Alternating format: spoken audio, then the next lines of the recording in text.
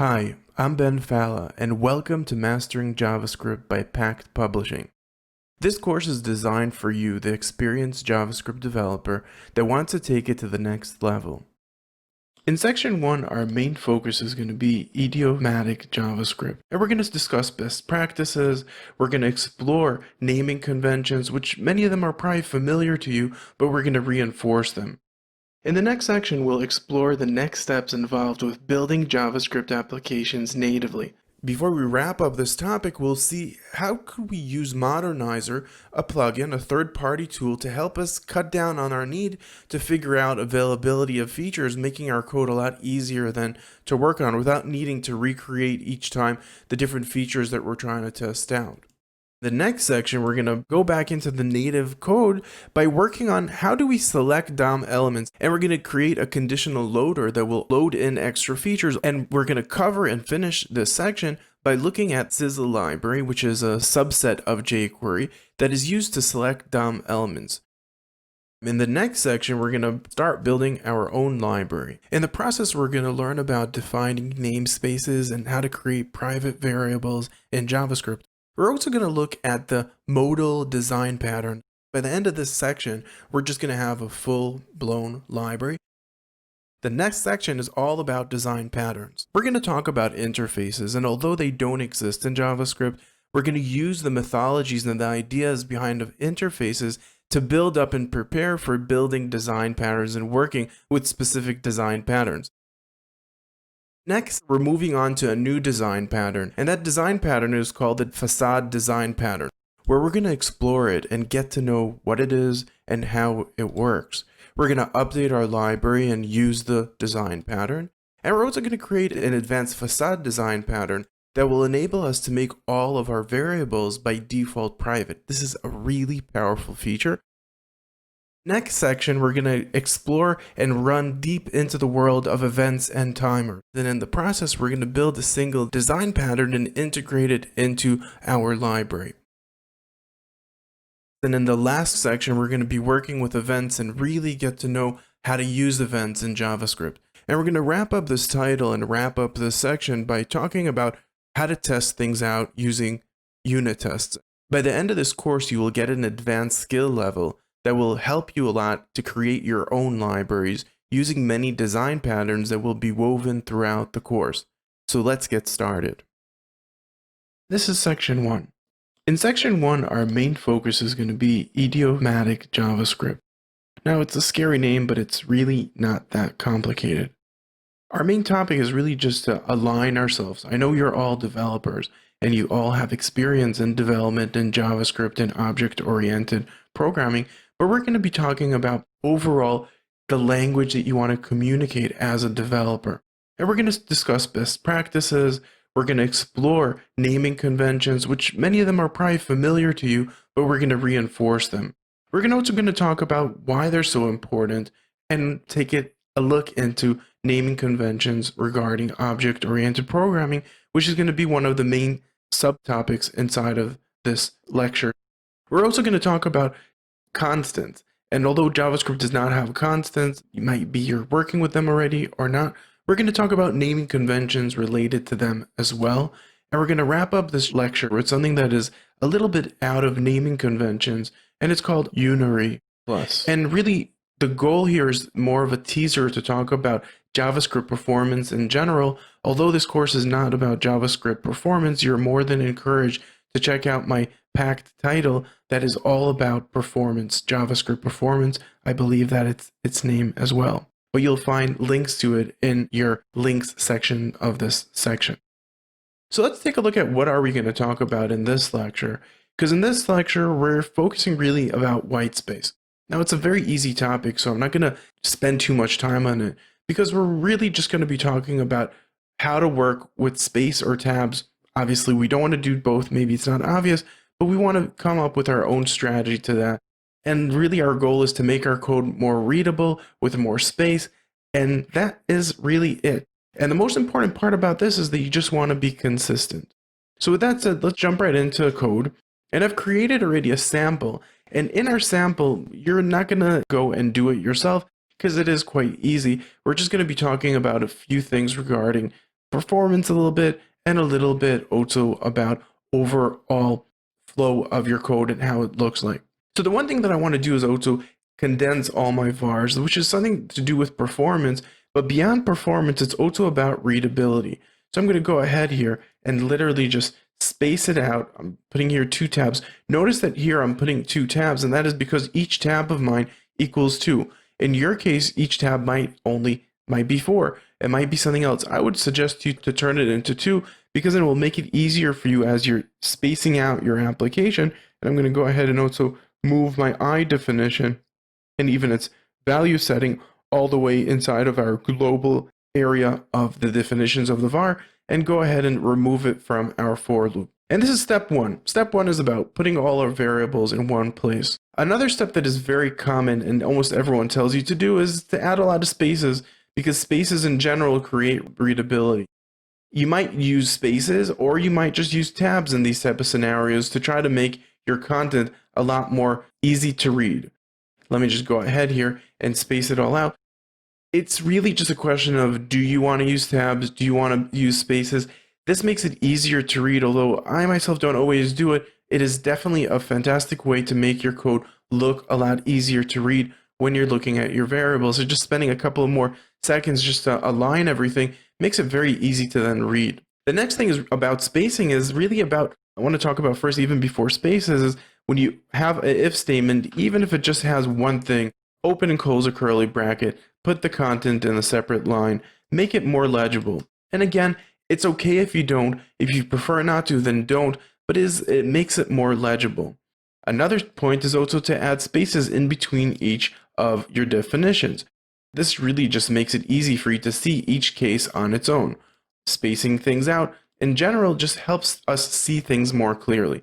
Now, in general, I don't always follow this, and if you check out any of my other titles unpacked, you'll notice that usually I don't overly emphasize the spacing because I personally prefer my style. But really, when it comes down to it, it's about being consistent. As long as you're consistent, you're doing a great job. And really, it also depends on your work environment. Now, if you're going to create a library expansion to jQuery, don't use your style. Look at the jQuery convention and follow that convention because you want other developers that are looking into your code that are familiar with that library to work in the same consideration. And that's really the key. In this lecture, we had a holistic conversation about the layout of our code in general. We're ready to move into the next video, and in the next video, we're going to discover and talk about how to work with primitive variables, mainly how to work with their naming conventions. So see you in the next lecture where we dive into the world of variables and their naming conventions. This lecture is called Declaring Variables. And really in the heart of this lecture is the conversation about naming conventions, specifically about naming conventions for primitive variables, and also how do we treat variables. It's a very important concept, but in essence, we want to clump and organize our variables to make it easier for other people and us in the future to understand what's going on inside of our code. Really, the goal is to keep our variables at the top of the specific scope that they belong to. This is also true for constants, and we're going to take a look at it immediately.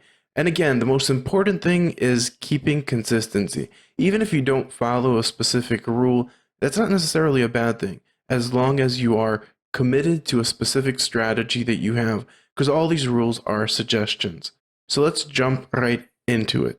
I'm just going to create a quick function here. Because what I want to do is I want to focus on the next step of the definition of variables. And when I put here parameters, I tend to put one parameter, two parameter, third parameter. I only put one space. Now let's continue on. We're talking about conventions and we're moving into variable definitions. One thing is you want to make sure and imagine that we have here action 2, let's say. And at some point we have after action 2, we have a need for a variable that is called x. And then we have an action 3, let's say. And then we need somehow a variable that is called I. For example, we might have here some sort of a for loop. Now, this is a really, really great example of something that you don't want to do, and it has nothing to do with how you like doing it. No matter how you like doing it, you want to push all of your definitions to the top of your scope. In our case, our scope is this function, so I'm going to go ahead and just copy all those variables and set them up in the beginning of our scope. The logic is very simple.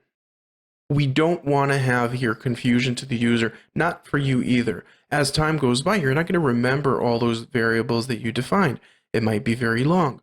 By setting them all in the beginning of your scope and being consistent about it, then as I'm looking at this definition of this function, I can see, okay, there's 3 variables that are being sent into the function, and there are 2 that are being worked on. Now, obviously, these names are horrifyingly bad because they don't describe anything. But even before we talk about that, let's take a deeper look into this variable definition. Now, from a level of consistency and beyond consistency, from a level of making sure that our code looks good throughout, I'm going to want to make sure that I'm going to enter my content. In this case, I pushed it in 2 tabs, even though that traditionally most people would tell you, hey, don't just put it 1 and you might want to set it this way. But personally, when I look at this, it really bothers me. So I'm not going to set it that way. And because we set our tabs to only be 2 and not 4, I'm going to have to put there 2 tabs. Now, this might look really bad if someone has 4 tabs in their default browser. So you have to make sure that you configure it and figure it out in the way that would work the best for your setting. Now, I was talking about how it's really important to name your variables in names that describe what they do. It is critical. Now, these names don't have to be really long. A very common convention that you should really adhere to, there's really 2. So for example, I could say here, my name as my variable, or I could set it as my name with an uppercase camel casing. Both are acceptable, but the more common view in JavaScript is with the camel casing. You definitely don't want to have your names in lowercase. Now, if you don't have a strategy of your own that you came with, I suggest that you stick with mine. You want to camel case your variables, starting always with a lowercase. Now, one more thing that we want to do is we also want to make sure that it's easy for us to recognize what type of variable is inside. Now, because in JavaScript there are only primitive variables and then there's objects for the most part, then the most vital really is to really help us define that there is no way of saying this is a number in JavaScript. In some languages, such as ActionScript, you could literally say, hey, this is a number. But currently, in this iteration of JavaScript, and maybe in the future, you might have a more specific definition. There is none.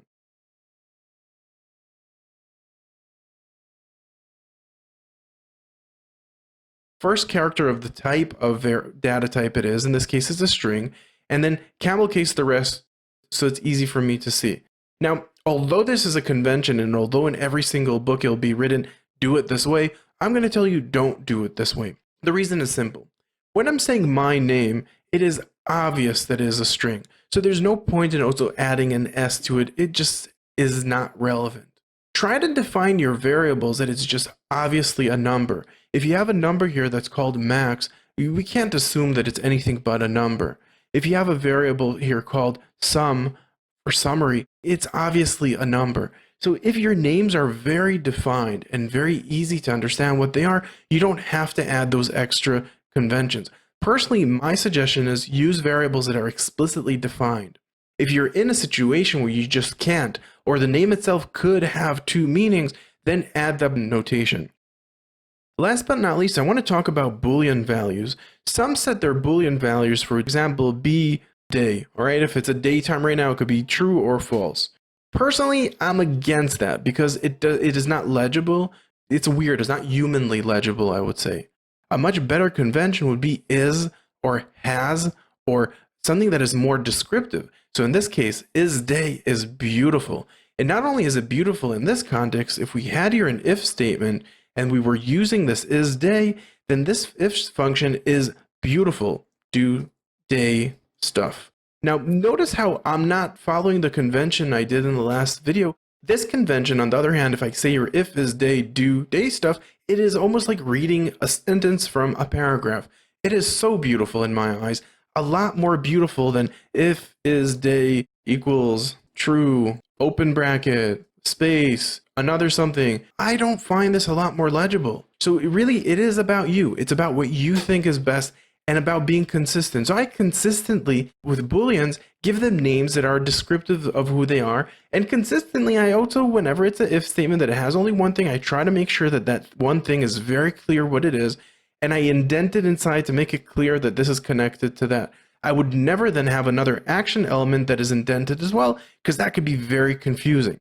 Now, if you're not as comfortable with that and you're scared that you'll be in a situation where you're reading this and you wouldn't understand what goes where, then I completely agree with you. Open up that round bracket, close that round bracket, give it that security that you need. It's really about what you need. On my perspective, if I don't put that there and I make sure that I always have one white space in between my if statement, that will make it very clear, one before and one after. It'll make it very clear for me that this is a distinct element that stands on its own. In this video, we talked a lot about the importance of naming conventions, and we started off looking at primitive data types. We're going to move on in the next lecture, where we're going to take a look at the conventions when dealing with complex data types and functions. And there's a big difference with naming conventions of variables in general and functions. So we'll see you in the next lecture when we explore them. At this stage, we already talked about variable definitions in general, and we steer our attention to declaring complex data types and functions, and really we're talking about naming conventions for both of them. We're going to see how does the Hungarian notation fit with complex data types, if they're built in, or custom ones that we create ourselves, as we will throughout this course. We're also going to talk about naming conventions for functions, and I'll just tell you a hint really is that variables are things, while functions are actions, and we're going to look at the difference between those two to come up with a really great naming convention that will make our coding way easier. So let's jump right into it. There's basically two built-in data types, really the common ones, which will be the A, which stands for array. And I will always start that with A because it just helps us know that this is an array. And you're always starting it with a lowercase character. And then you would define what's inside, such as A names. And again, notice how I'm using a plural here, because you really want to make the name as descriptive as you can. So as a user comes in, or when you come back into it, it'll be easier for you to read and understand what's going on. Now, again, O for object, and then you might have there O car type. Now, in general, my personal preference, again, is I wouldn't always name it with the O. The A, I do tend to leave it in. The reason why the O I don't is because car type, well, in this case, if I would just call it car type, you're right. Car type could be a string, right? It could definitely be a string. In this case, I would definitely put there O car type. But if, for example, this was car specification, a name that would be a lot more explicitly clear that this is something that is an object, you probably wouldn't be working directly with an object.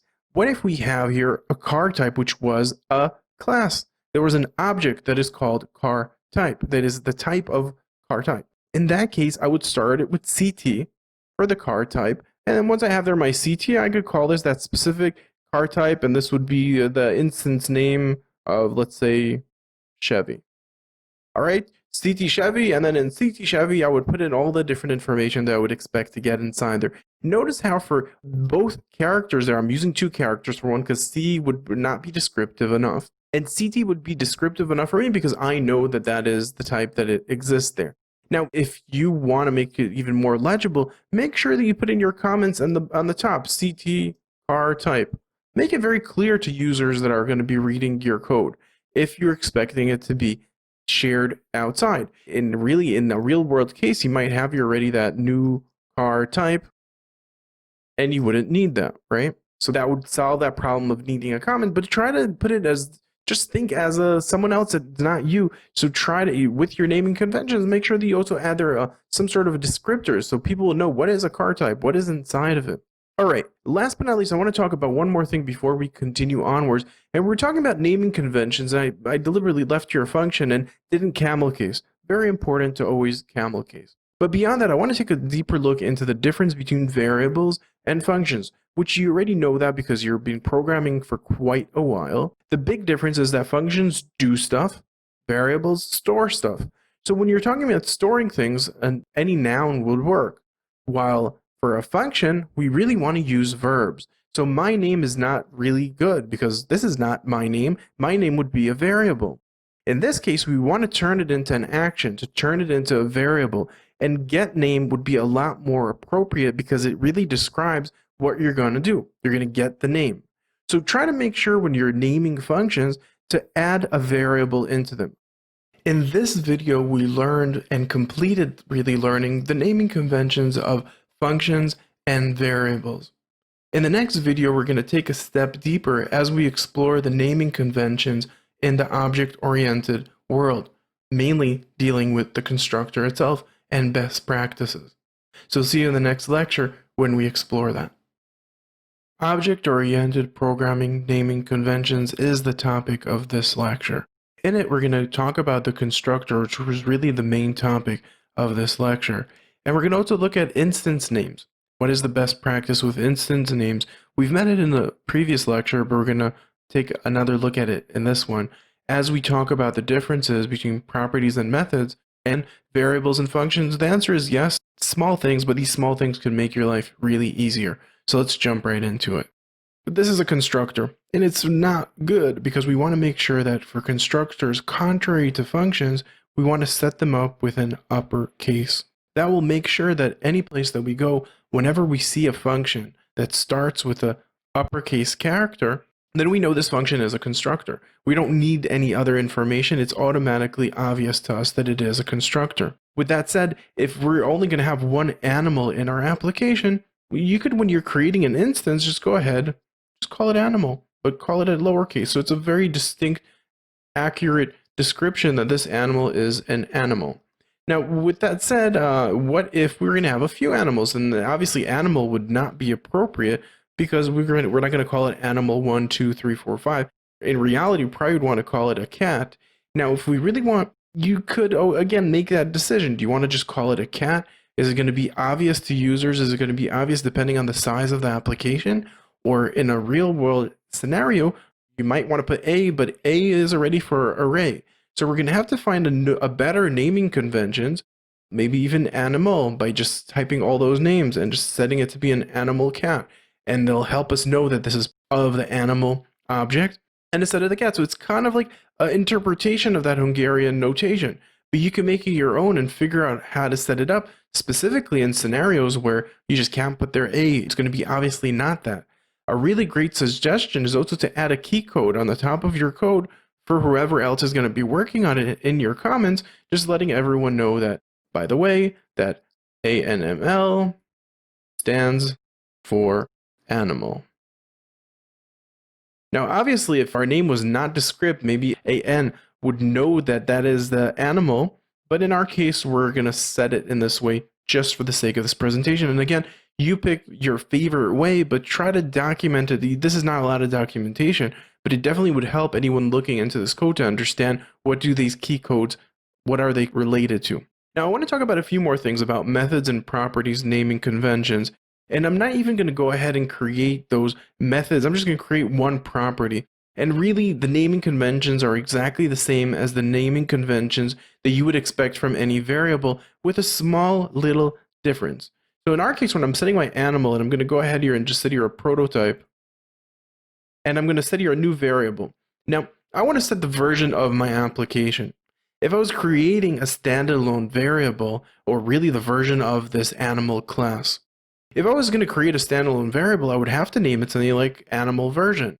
But because we're inside of that animal, we don't need to be that descriptive. It's enough for us to say version for any person in the world to know that this version is of the animal. Now, does it make sense to set this as a S1 so everyone will know that it's a string? Not necessarily, because we're not expecting anyone really to touch it, play with it, change it. And there's a good probability that this is not going to be something touched besides us. And if we really feel that we have to, then we would. But in general, I don't. So it's again a question of that preference. Congratulations, we completed this video, and with it, we really completed the topic of naming conventions. In the next video, we're going to create a namespace for our application. And although it's not a naming convention, it is a critical aspect that really relates to this whole idea of naming conventions, where you want to make things very visibly yours, very visibly what it is. And we're going to talk more about that in the next video. This video is all about namespaces and how to create them. A namespace enables us to create our code and protect it both from ourselves and from others. And this really relates to when you have a library that ends up having another library with the exact same name. or a method that someone else has the exact same method name, or maybe you do as well without noticing. So we're going to make sure that that does not happen anymore. So in this video, we're going to learn what a namespace is and really how we use it to protect our assets. We're going to create a namespace and really understand very well what our namespaces are in JavaScript and how to work with them. And I hope that after this video from here on, you will always work with a namespace. So let's jump right into it. Namespaces are just really important. They help protect your application from external developers and help protect yourself from yourself. And what I mean by that is very simple. If you created an animal class object, whatever you want to call it, and you've put it onto a website, maybe you're going to use another JavaScript library that ends up having the exact same name. What do you do then? You're stuck. A namespace enables us to basically hide our information by giving it a unique name that no one else would have. Now, lucky for us, we all have a website, and we could use our core website as our namespace. In my case, zerotogeek.com is my core website. So in that case, what I'm going to do, I'm going to go ahead here right underneath this animal function. And just in the beginning, I'm going to go ahead and create a new com folder for com. Now, maybe someone else is using our convention, or maybe there are other JavaScript libraries here that are using this convention, ours or others. So I'm going to go ahead here and basically ask, do you exist? If you exist, then just put yourself back into yourself. And if you don't exist, then go ahead and create a new object. Literally, we're just creating a simple object. What we did in line 5 is incredibly smart. All we really did is ask, do you exist? If you do, then put yourself into yourself. If you don't exist, then create a new object and set it into the com folder. This is the OR command. So literally, if this happened, this would never happen, and it would just return this. And if this is not valid, if nothing is inside of it, then we'll go ahead to the second item, returning it to where the call came from. Let's continue ahead. I want to go into that new object that we created, or one that exists, and I really want to check to see if O2Geek in our case exists. Now our site is 02geek with the character 0, but O is not a valid character in JavaScript, as you know, as a first character of a variable, or a property in this case. I'm going to go ahead and ask, do you exist, in the exact same format. If you don't exist, I'm going to go ahead and return a new object. Now notice where I put my spaces. Again, some people are going to put their spaces differently, but try to be as consistent as you can in the way you put your variables in general. All right, so now that I've created it, all that's really left for me to do is to go to my constructor and reset it. I can't set the name directly inside of here because you can't put an object inside of a function name. But I can turn this constructor into a literal function. I could turn it into a variable. So I could go ahead there and say com.o2geek.animal equals an anonymous function. I don't have to give it a name anymore. Next, I could go ahead here, after I define this new variable, I could go ahead and set that prototype directly into this animal, not 0toGill, but 0toGeek. And I'm just going to go ahead here and copy this up as well. And when I'm creating my new animal, I'll just go ahead here and create a new animal with the full pathing of the creation. And there we go. That's how we created a namespace, and it's incredibly important and is kind of a naming convention. So I decided to cluster it inside here because this is critical to help protect your application and make it with a convention. So this is a very important convention of hiding your application from the world by creating a package. Now you created the package, just try to put all your code inside of a package from there on. Even if it's just a small little project, get used to the idea of always using a package. In this video, we took a break from naming conventions and talked about namespaces, which is a convention in a way that is just critical, so we wanted to add it in. In the next video, we're going to explore the ways to define constants, going back to naming conventions and also learning about what constants are in general if you don't know. So I'll see you in the next lecture. A variable, as its name implies, changes, but many times you want to store information that just never changes. If we treat constants the same way we do variables, we might by mistake, without noticing, override that variable / constant and create a bug that would be really hard to fix. In this video, we'll learn how to define constants in JavaScript. Now, a side note, it is not widely supported. It is still a draft. It might even be dropped. So we're not going to put all of our focus on that. And instead of that, and more importantly, we're going to learn how to create a pseudo constant. And in the process, also learn a naming convention to make sure that we don't, by mistake, change its value. So it's going to make it really easy for us to treat these special variables as constants, even without using the definition that is currently a draft as we record this video in late 2015. So let's jump right into it. As of late 2015, there is no such thing as a constant in JavaScript, although the EMCA script version 6, or codename Harmony, has proposed to add it, and Google Chrome even implemented it. I strongly suggest you avoid it. But with that said, let's just see it in action. You would create, instead of a var, a definition that is called const, and then you would define that constant. Now, in general, anything that is a constant, we want to define it all uppercase. And again, this convention of setting it all in an uppercase helps us to recognize it very easily that it is a constant. Now, as we said, we don't want to use constants, but we could definitely go ahead and, instead of creating a new constant, just go ahead and create another variable. And in that variable, we could then put that version and set that version to whatever we want it to be, version 1, for example, of our application. Now, it's duly noted and important to note that this is not really a constant. Anyone could go in and change it. To help us prevent a situation where someone changes it, we set it up all in uppercase, and it was just the only thing that is in uppercase, making sure that we always know that this is a constant. It never changes after it's created. In many ways, our O2 Geek never changes after it's created. But not really. The only reason there it's uppercase, it's because of a brand thing that I wanted it to be uppercase. But for our version itself, for example, when we're working inside of a class, a prototype, we're not going to create even a var. This is not a constant really, but yet we could define it as a constant, and that naming convention of using an uppercase. So again, constant as a definition type exists, but it is not really supported as of late 2015, and it probably won't be for quite a while. And even when it will be, you'll probably want to have a little bit of backward compatibility, so it wouldn't be highly suggested to use it in the years to come. But defining your variables that you know will never change, all in uppercase, you're basically creating a pseudo constant, saying, hey, I'm never going to change you. And really, never change it once it's created. We're done talking about constants in JavaScript, and we're going to move on in the next video to be talking about the unarray plus. Now, by the way, it's not important as a topic necessarily. There's so many different things that we could do when it comes to improving the performance of our application.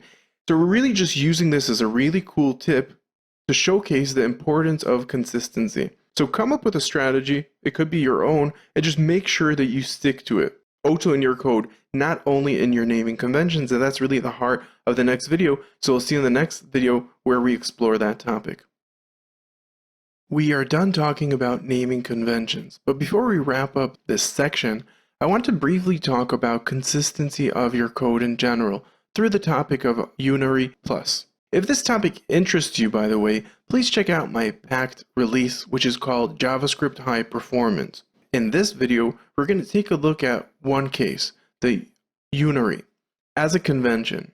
We will learn how to use it by, first of all, understanding what it is, and seeing how could we use it to make our code more efficient, as we understand how to prevent unexpected behaviors with it. By the end of this video, you'll have a taste into the things you can do to improve your code performance, and I hope to see you in that release as well. And that will wrap up this section. For this last video in this session, theoretical session really, where we explored a lot of stuff, I want to talk about one more thing, which is called Unary. Now, Unary might sound weird. It is even spelled even more weirdly. Unary, in general, is a programmatic word that says it does one thing, and we don't have to worry too much about the name. But what I want to talk about is really, imagine a situation such as in line 1, where you got some data from a server, or maybe you even grabbed it from the HTML document. And that value that came back was not an explicitly number 1, but it was a string of number 1. And down in your code at some point, you had an if statement where you were comparing between the data that came back and a number. But notice the strict equals here, where I basically said it exactly equals 1. All right. So this is not going to work, right? This value 1 as a string is not completely explicitly equal 1 that is not. And the reason why we do that, we don't put only a 2 equals and we put 3, is something that we talk about in one of my packed courses about JavaScript efficiency, which you'll find links in our referrals to that course if you're interested in learning how to create JavaScript that is more efficient in general. Now, because we want to create our code more efficiently, we're setting it to create the most clean way for our code to basically ask a question without it needing to convert something on the go. To be able to do that, what I want to do is I want to go to that data when it's coming back from the server and only when it's coming back, and literally attach to it a plus right before it. By attaching a plus right before it, I'm basically forcing it to be a number. And if the data was a number, it's going to convert it automatically at this spot and turn it into a number. And that's it. That's unary. Unary enables us, with that plus sign just before, a unary plus enables us to basically convert data that's coming in from a server, and if it was a number already, it'll just stay a number. But if the data needs to be a number but isn't, you could just go ahead and make sure that every time you get data from outside, you could validate that it's a number by converting it into a number in this method. So that's it. So I hope this teaser video and the last one of this section is teasing you into the importance of creating high-performance JavaScript as well. So I hope you join me in that title. But let's do a wrap-up of what we've explored in this section. In this section, we discussed the best practices of code layout in general. I told you what I thought about it, and we then explored the best naming conventions for functions, variables, methods, properties, constructors, instances of your objects. We've also discovered how to create constants in JavaScript, and we also learned how to fake it. And we wrapped up with this last lecture using the unary as an example of improving your performance and talking about consistency. And really, this whole section was about consistency. So we'll see you in the next section. What's in store in the next section? In the next section, we'll explore the next steps involved with building JavaScript applications natively that work in more browsers than just the one you're working with, aka cross-browser development. And we're going to do that without the help of third-party tools. So you'll learn the foundations of creating your own plugins. So we'll see you in the next section, which things are going to start heating up and become a lot more interactive. Welcome back to Mastering JavaScript, and we're in the process of building a JavaScript library. But before we really could do that, there's really two main topics that we have to take care of, and they both relate to cross-browser development. The first of them is things that relate to how do we build our JavaScript in a way that will work to all different JavaScript versions. We're going to then, through that question, going to start from creating an onload project. Once we do that, we're going to ask ourselves, is this really the best solution? Although it works in all browsers, is this the best? We're then going to approach, once we get that topic covered, before we wrap up this topic, we'll see how could we use Modernizr, a plugin, a third-party tool, to help us cut down on our need to figure out availability of features, making our code a lot easier than to work on. Right now, we're really talking about, should we target to a specific JavaScript version? Should we focus to a specific feature as it's getting available? And that's really, the answer is yes. Instead of asking what version of the browser, we want to usually try to ask ourselves, does this feature exist? If it doesn't exist, let's do something else. Now, we're not going to solve this problem right away in this lecture. We're actually going to break it down into 2 steps. And I want to start with a workaround because some features are not detectable. Okay, so we're going to leave that there. So in some scenarios, there is no way to detect if a feature exists or not. And we're going to see that in the next lecture, followed by the lecture after that, where we're going to actually look at specific features and how to detect those specific features.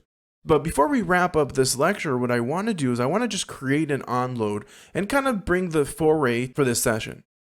So go into your source code, and I just want to make sure also that if you want to follow along with me, then start in the start file inside of section 2. If you just want to see what I've created and then go right in there into the end file. Now go ahead into your JavaScript. We have here a file called script.js that is currently empty. And I want to go ahead and just start typing here a little bit, and then we're going to talk about the differences between them. And this is kind of like a you should know already, but if you don't, then we're going to make sure that you do right now.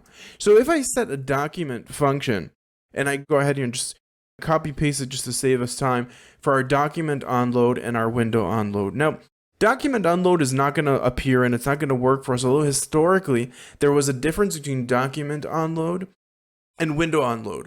Historically, document onload would load up whenever the DOM or the page itself was loaded minus all the external resources, while the window would load only after everything was loaded. And in general, that is really the rule right now. Only most browsers drop support for document onload. And if we go ahead into our Firefox, and I'm just going to go ahead here and save it for a second, and I click on refresh, let me just go into my console.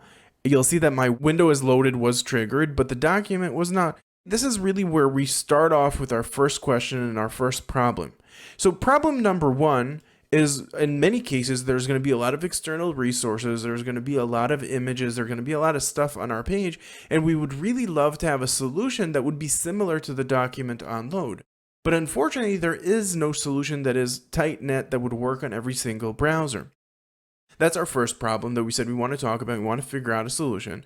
Our second problem is that when we're working with callbacks, and in this case, this is a callback, and I'm using the window onload, but maybe another application or another script that I have is using the window onload as well. And in this case, if I have here two onloads, and I'm just going to go ahead here and just copy here the window onload, second window onload, and I'm just going to put here window loaded and 2. And if I go ahead and refresh this, look at the problem that we're going to have here. We're only getting the second onload. We're not getting the first one. And the reason is because this is a property or a method really. And all that's really happening is that whenever the load happens, it's triggering whatever's here. And what I really just did is in line 9, I overrode everything that was in line 5. So this doesn't even exist anymore. And that could be a really major problem, especially when you're starting to build a library and you want to make sure that you're not going to delete other people's code. So in general, we might not want to work with onloads, but in some situations, maybe this situation, we have to work with an onload. In the next lecture, what I'm going to do is we're going to go back to the sample and we're going to continue to try to solve this first problem with onload to create an onload that will always call back even if we're overriding it by creating method for us to basically store those onloads instead of calling it direct. So let's take a look at it in the next lecture. In the last lecture, we discovered that there's two issues with our onload callback. Now, we're not going to solve both of them now, but we're going to solve the actual problem with the onload method itself by creating an onload that always works. So we're going to go over once more time the problem with the onload callback. We said that we could only use one of them at a time when we're using a callback. So we're going to look at a cross-browser solution to the problem, and so by the end of this lesson, we're going to have a functional onload trigger mechanism that will always work no matter how many times it's called. So let's see it in action. It is quite interesting and a really cool solution. So let's assume that there was already an onload event going on. I'm just going to delete the next one and imagine that someone else was using the window onload. And we want to make sure that we're not going to delete it, and I'm just going to get rid of the document because we said it's irrelevant. But what I want to do next is I want to actually create first a function, and this function's job is going to be very simple. Its job is going to be to add on loads. Now, the idea behind it is to give us the control to be able to decide how are we adding it in.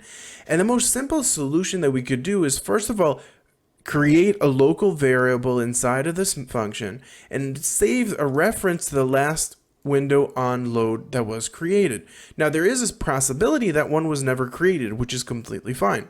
We just want to make sure that now that we call the window onload and we already have a reference to the one that was already inside, we can then create a new callback.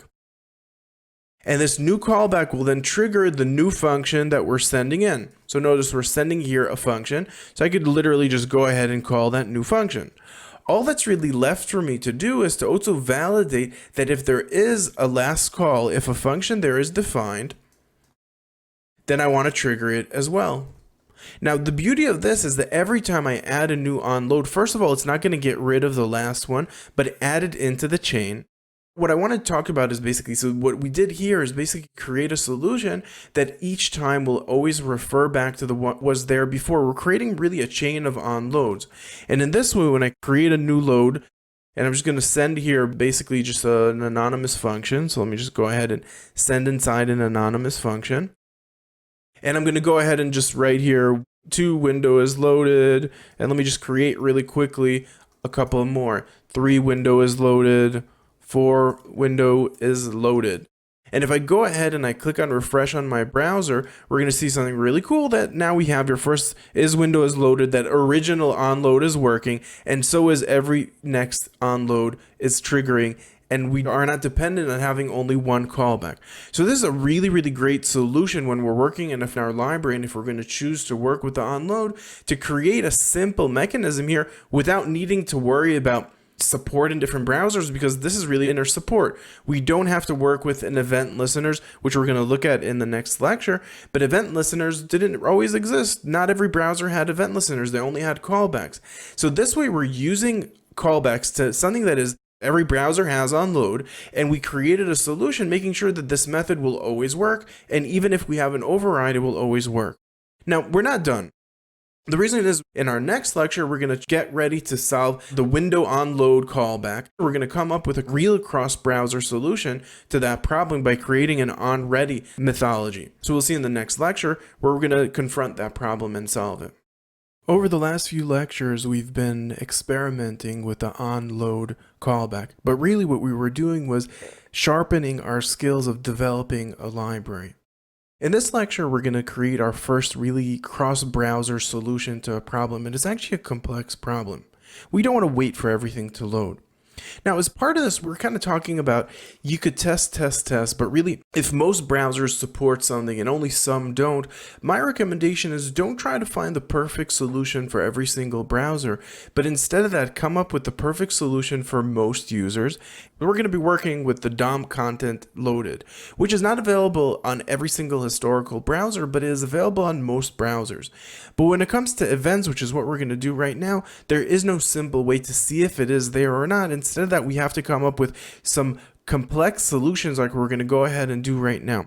So let's jump right into it. Let's see what I mean. I'm going to go into my source files, and we already have our add onload. And what I really want to do is make it a little bit more sophisticated.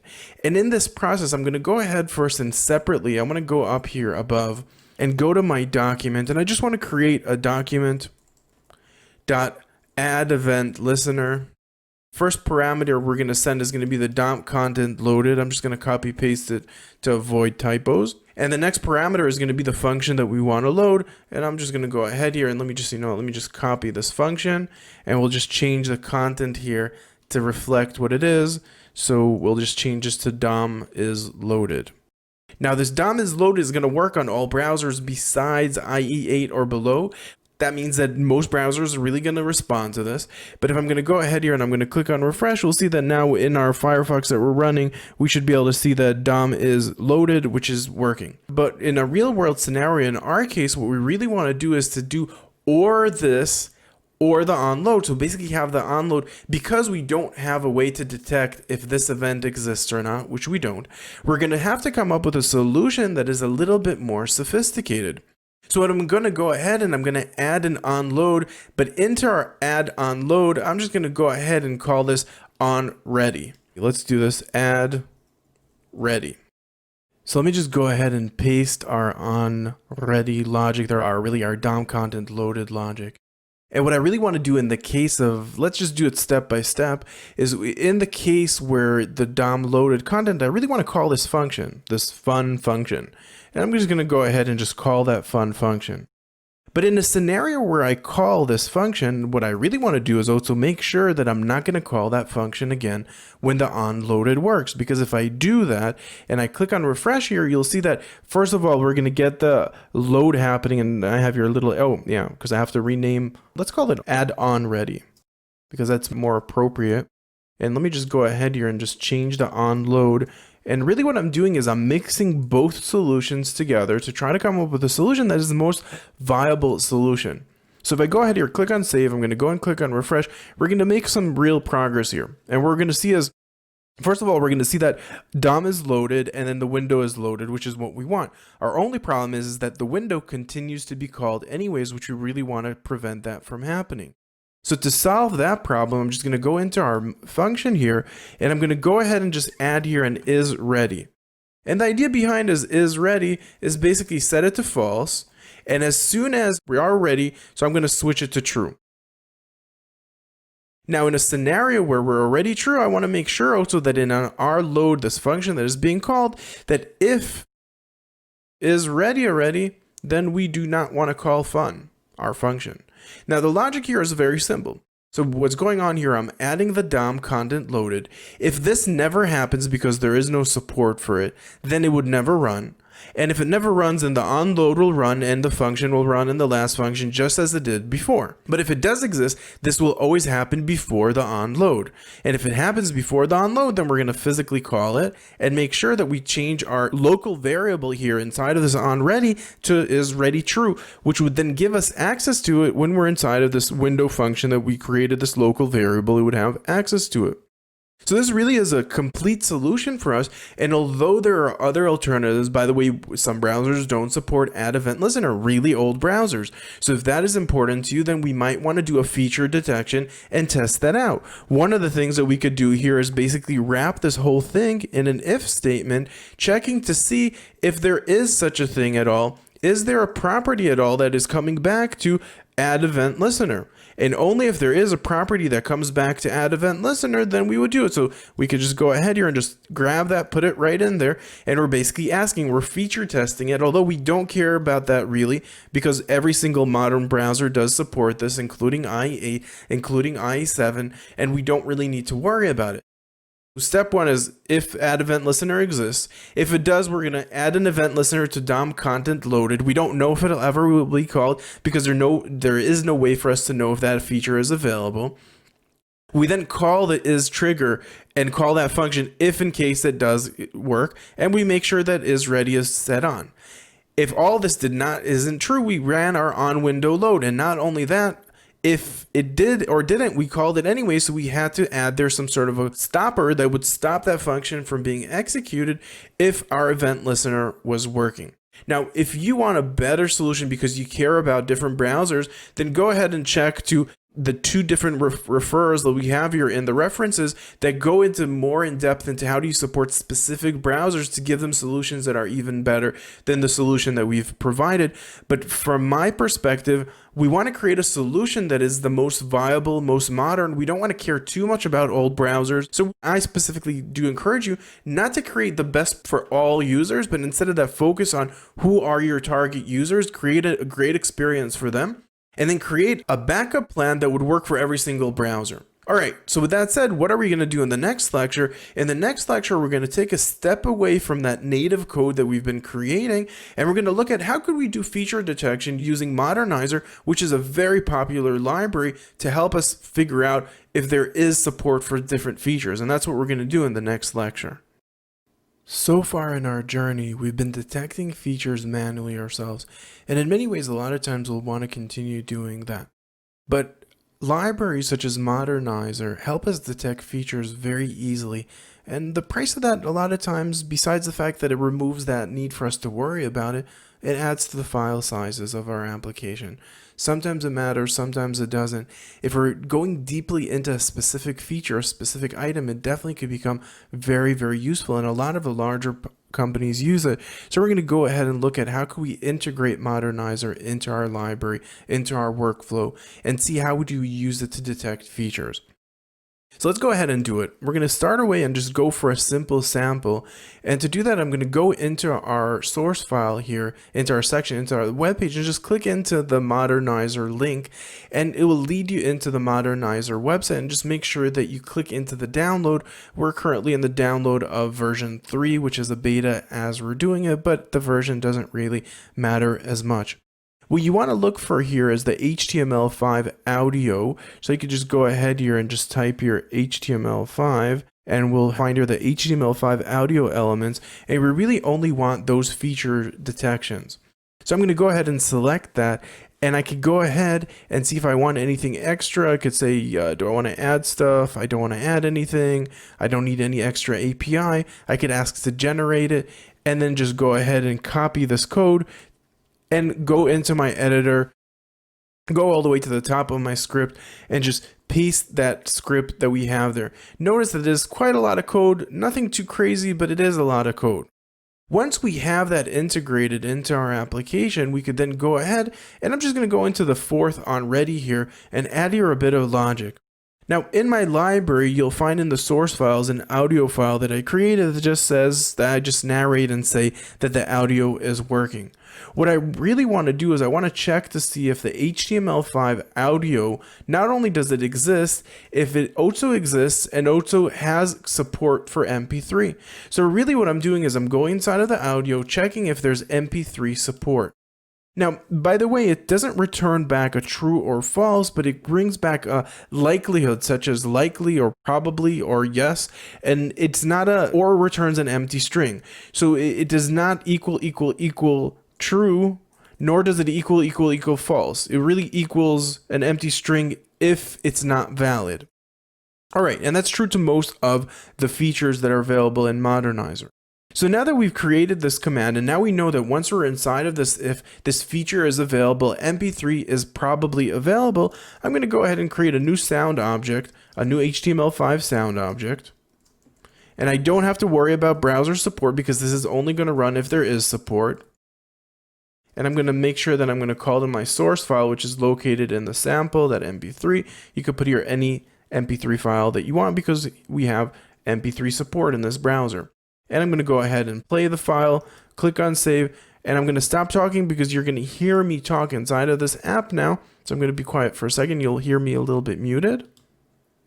The audio is working. Yay. All right, and you can see that the audio is working as the audio track that went there.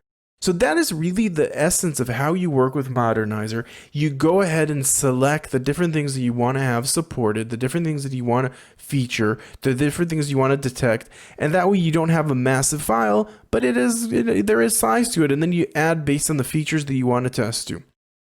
So that's it on this lecture, and that's it about really sniffing and detecting browser version controlling in general.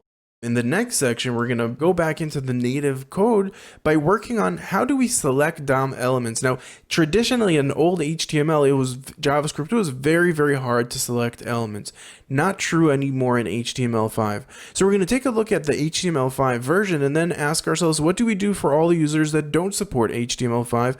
Do we just drop them or do we come up with a solution for them? Welcome to a new section. In the last section, we answered the first question about how to know if some feature is supported or not. Our second question, a critical one, is really, or skill, is how to cross-browser work with DOM manipulation. So some of this conversation we're going to look at to be able to do that. We're going to practice working on conditional features. We're going to select DOM elements natively, the HTML5 way. And we're going to create a conditional loader that will or use the available features that are on the browser or load in extra features only if we need them because the browser doesn't support them. And we're going to cover and finish this section by looking at Sizzle library, which is a subset of jQuery that is used to select DOM elements. And we're going to use that as our alternative when users do not support the HTML5 built-in features. All right, so what are we going to do in this lecture? In this lecture, we're going to build that conditional logic flow that will enable us to basically create two cases, one of those supported browsers, and we're going to look at how do we discover if a feature is available and supported or not. And then we'll create that conditional feature script, enabling us to then have one version where we're going to use the built-in features, while the other will load something externally. So we're going to get a first look at the query selector all, but we're not going to actually work with it. We're just going to build the core structure of our condition. And in the next lecture, we'll move into the query selector all. So let's jump right into our editor. And what I want to do is I'm going to go ahead and let me just show you our page right here. I really want this copy. I want to approach it and change the copy. To do that, I'm going to go ahead and in my editor, I'm just going to go ahead to one of our on add readies. I'm going to go to the third one here. And when the document is ready, what I want to do is I want to check to see if the document query selector exists. I would say even select all, query selector all. Let me do a console log here. Yes, we have it. All right, so let's just see that it comes out in our output. And if I just open up our console, click on refresh, and we'll see, yes, we have it. Okay, this property exists, which is wonderful, but that does not mean it's going to always work. So go ahead into our references and click onto can I use query selector. If you're in this page, you'll see that for query selector or query selector all, query selector would return one item, query selector all would return one item or more, returned in an array of sorts. Now notice that all modern browsers really supported besides IE8 that has partial support. Now, by the way, if I have here an if, that means only if this method exists, then we're going to go into this case, right? And any alternative where it doesn't exist, then we'll do something, right? And we're going to look at what would we do maybe in the next lecture. But if our query selector exists, great. But our only problem now is, as we can see in the documentation, is that in IE8 there is partial support. That means the method exists, but that does not mean it's going to be fully functional the way we would need it to be. So really in this case, and you can see the availability, we're talking about almost 95%. Now, what I want to do is, it says in the little scribbly copy here, it says that basically it supports CSS 2.1 selectors and a small subset of CSS 3 selectors, and we could see the notes there. So if I go ahead and see the notes of what is supported in IE8, we'll see that the sibling CSS property of CSS 3 selector is there, and attribute selectors are there. So what I want to do next is I want to add another case here. Not only does it exist, I also want to check to see if it exists and it returns a value. So it returns a value when the support supposedly is not there. So I'm going to go to the document, query selector all. And what I'm going to ask for something very odd. I'm going to ask for the body. And in the body, I'm going to ask for first of type. Now, the idea behind this is very simple. First of type was not supported in IE8. So what I'm doing here is I'm asking for the first of the type of body, which is really, there's only one body. Now, if the body returns, great. That means we have support, full support of CSS3 features in this document. And we're fine. And then we could continue on and create whatever we want to create in our application. So yes, we have it and it has full support. So if I go ahead and I click on refresh again, we'll see that not only we have it, but also we have it with full support. That means if it's IE8, we would not come true. If we would be in IE8, would be in this else statement, which we're going to figure out what to do with it in the next lecture. So we'll see in the next lecture where we discover how to do that. We created the branch in the last lecture that enables us now to focus on the actual DOM manipulation natively available in HTML5. And with that, we'll explore the query selector and the query selector all, but really we're going to be working with the query selector all, and the reason is because the values that are returned from query selector all is an array. And if you've worked with jQuery or many of the open source plugin libraries available that do query selections, they return arrays. And with the return of our array, if we're going to work with the feature built in that returns array as well, then they'll be more similar, making it easier for us to then hide the fact if we're using this solution or that solution once we're done with this manipulation. We're going to look at that. This is a really important skill that we're going to be developing over the next few lectures. But before we wrap this up, what we're going to do is finish that first half, the HTML5 features, and get ready to start solving the next one. So right, let's get started. But let's go on. So now that we know that we're inside of the document and we're in the right spot and we have the feature available, let's go ahead and select something. So what I want to do is I want to select my span, and my span is right here above, change me with pure JavaScript, with an ID of message and a subchild, which is called span. So I'm going to go ahead and just type there that document query selector all, and I'm going to ask for the message and span. And notice that I'm using query selector all, even though I'm just using one selector right now. And really the logic behind this is I don't want to use a lot of different methods. And most of the third parties such as jQuery and the Sizzle that we're going to look at in the next lecture return to us arrays. So we want to work with an array structure so it will be familiar. So then when we're integrating a third party or not, we'll be able to keep more or less the same code structure, hopefully. So let's continue. So first of all, I'm going to go into the first item, even though there's only one item. So we got that DOM element. The next step, now that we got the DOM element, we really want to change the content of that span. Now, in most browsers, the way we would do it was with the property inner text. But inner text is not supported in Firefox. And if we go ahead into our documentation again, check on can I use HTML text, you'll see that it'll load up and just search for HTML text. Oh, inner text actually, right? Inner text. We'll see that inner text is just not supported in Firefox at all. So that in the latest version 32, In any case, there is not a lot of support for it. So we could see that for most browsers, we're going to use text content, or actually for most browsers, we're going to use inner text. And for Firefox, we're going to want to use text content.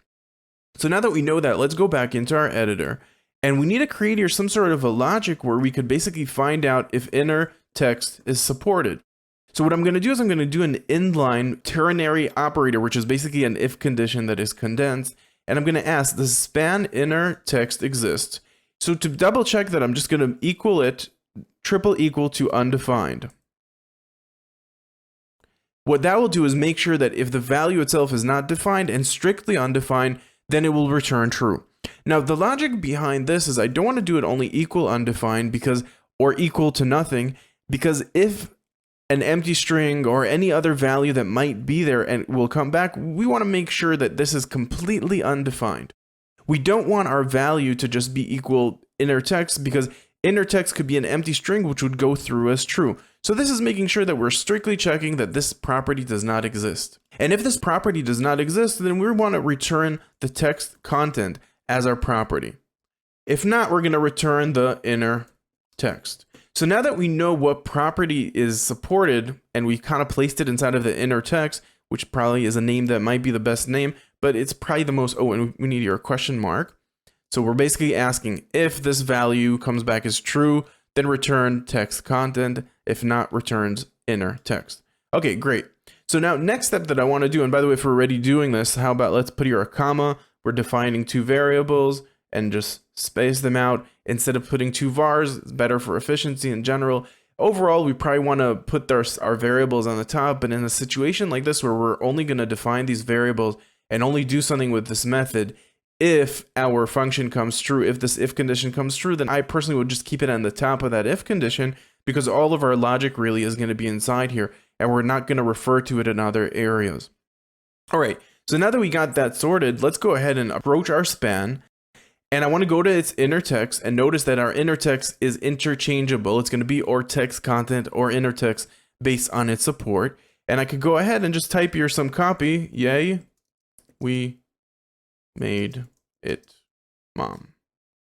All right, so we made it. We created a fully integrated thing that's going to work on all browsers from IE 8 and up. Really, IE 9, really, and every other browser. And if not, we're going to have your no solution right now that we might want to come up and say, okay, we need a solution for IE 6. We need a solution for an older browser that does not support the query selector all, some sort of solution if we need to create this manipulation. We could say, okay, we don't want to add extra support. This feature is only going to be available for people that have that browser, but really it goes a browser that supports it. But this is really just a question of if you go in that approach and you really don't need any third-party plugin. You don't need jQuery if you're just going to manipulate some text. You definitely would need a more sophisticated algorithm if you're going to do a lot more manipulations. If you go in, and I can give you a small little homework assignment, which I would love for you to email me or Twitter me and show me how you do it on your website, or post on a comment if there's a comment in our area here, then go ahead and just explain to me how would you solve the inner HTML. So with that said, let's just double check that our copy is actually going to refresh here. And if I go ahead and refresh, we'll see, yay, we made it, mom. And we definitely made it. And by making it, we are done with this lecture. So we'll see in the next lecture, we'll be talking about creating a cross-browser script loader and actually create it. We are taking now a very short detour away from our query selector logic that we were talking about previously. And what we're going to do now is we're going to create a cross-browser script loader, and we're going to use that to solve that problem. But in this lecture, what we're going to do is we're going to create a script loader. We're going to make it compatible for older browsers as well. And we're going to inject that script into the document in a cross-browser supported way. So let's get started. I'm going to go right ahead because we are short in time. You'll see as a recap, we already checked to see if query selector exists. In our case, we're working with a modern browser and it surely does. But what I want to do is I'm going to say, hey, it's false, just to make sure that it's never going to be right, because we want to focus now on the do something. And in the do something area, what we really want to do is we want to load Sizzle. Now, make sure that you download the freshest, latest copy of Sizzle. So make sure you download the latest version of Sizzle. I've already done that, and it's in my source files. What I'm going to do next, even before that, is I really want to load this only if I need it. If I already have query selectors and it's completely supported, I just don't need it. But if it's not supported, then I really want to load it. To do that, we're going to come back to this line 25 in a second, because what I want to do is I want to create a function that will load scripts. So to do that, I'm just going to go to the bottom of my page here, and I'm going to go ahead and I'm going to create a new function. I'm going to call it load script. And this load script function is going to get up two parameters. One is going to be the path of the file, and the second will be a callback function that will be called whenever we're ready to do things with this element. All right, so now that we have a core function, let's go ahead and create a new JavaScript element. So I'm going to go to my document, and I'm going to create an element. And by the way, create element is really widely supported in every single modern browser. And I'm going to set my source file to be that path. I'm going to set the type of the file. By the way, if we're working in an HTML5 project, we wouldn't need to define the type as JavaScript, but it would not hurt if we do. Now, this will be helpful for all the different browsers, because really we're supporting now browsers that are not HTML5 compliant yet. So we're making sure that we have that compatibility. And I'm going to go ahead and use a callback, and I'm not going to use an event. And really, this is all about making sure that I'm browser compatible, because onload works on 99% of browsers besides IE 876 that we might want to support, and we're going to see how do we support that. But in the scenario where we have the onload, what I want to just do is I'm going to call my callback. Now let's go ahead and create an alternative for our HTML websites that are running on IE 8, IE 7, IE 6 that just do not support onload in these scenarios for our JavaScript. So I'm going to go ahead for this script. I'm going to use the onReadyState change, which is only available on browsers really that don't support the onload. But in any case, what we're going to do is, first of all, we're going to double check and see that this item, this JS file, its ready state equals complete. Whenever it equals complete, that means we are done and we could go ahead and load and do the next step. What I'm going to do is I'm just going to refer back to that original function that I've created that I've added into the JS. So I'm just going to go ahead there and call my onload and literally just piggyback on the onload. Now, because I'm doing that, and also to avoid a scenario where these functions are called more than once, I'm going to go ahead right after I call my callback, and I'm just going to say, by the way, this onload, and also this onReadyState change, just set it to be undefined, making sure that our application will get rid of itself and will not call itself more than once. So our callback will only work once. This will make sure that we're going to avoid memory leaks and avoid issues where if it's going to load more than once, we're just making sure, cleaning up bugs that relate to older browsers as well, and making sure that if one is called, the other won't be called. So once onload is called, it's going to get rid of this one. And if onReadyState change is called and it's complete, then it's going to call our onload, and our onload will already make sure that we get rid of the item. And only then we're going to call our callback.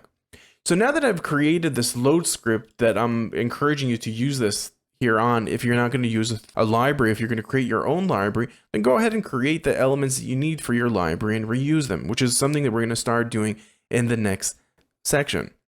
But now that we have a load script, I'm going to go ahead, and what I want to do is I want to go all the way to, before, one last thing that's left. I've created all this stuff. All that's left for me to do is also add it onto the stage. So I'm going to go into my document, and I'm going to use the get elements by tag name. Now the reason why we're using this one and not any other else is because this is the most widely supported, and I'm going to ask for my head and make sure I'm getting the only first head, and I'm going to use append child because append child again is very widely supported.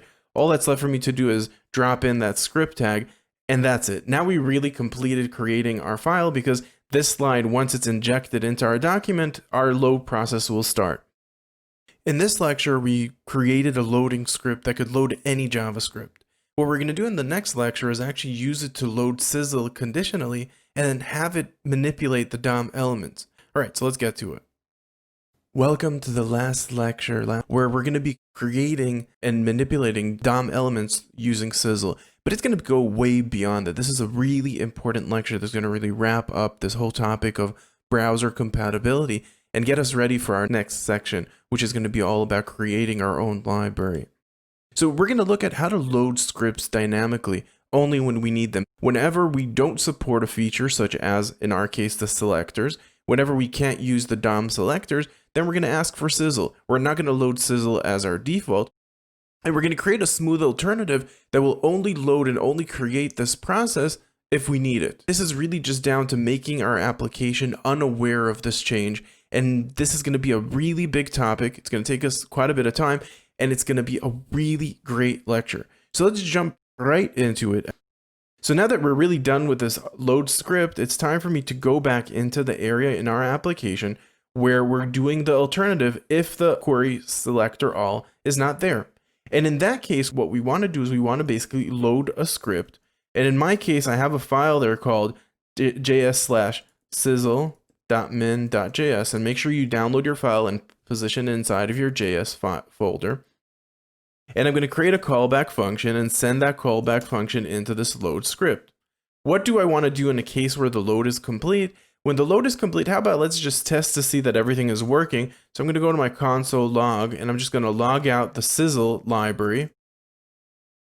And I'm just going to go ahead and broach the exact same rule that I was trying to send inside of our query selector that we've done earlier. Let me go ahead and click on save, see if I have any errors.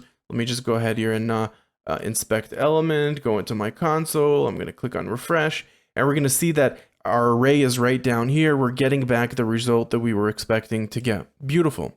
So now that we know we're getting the result that we're expecting to get, the next step is actually to work with the library. So I'm going to go ahead, type there Sizzle, use the actual command itself, the message span, which I wanted to get, and then go ahead.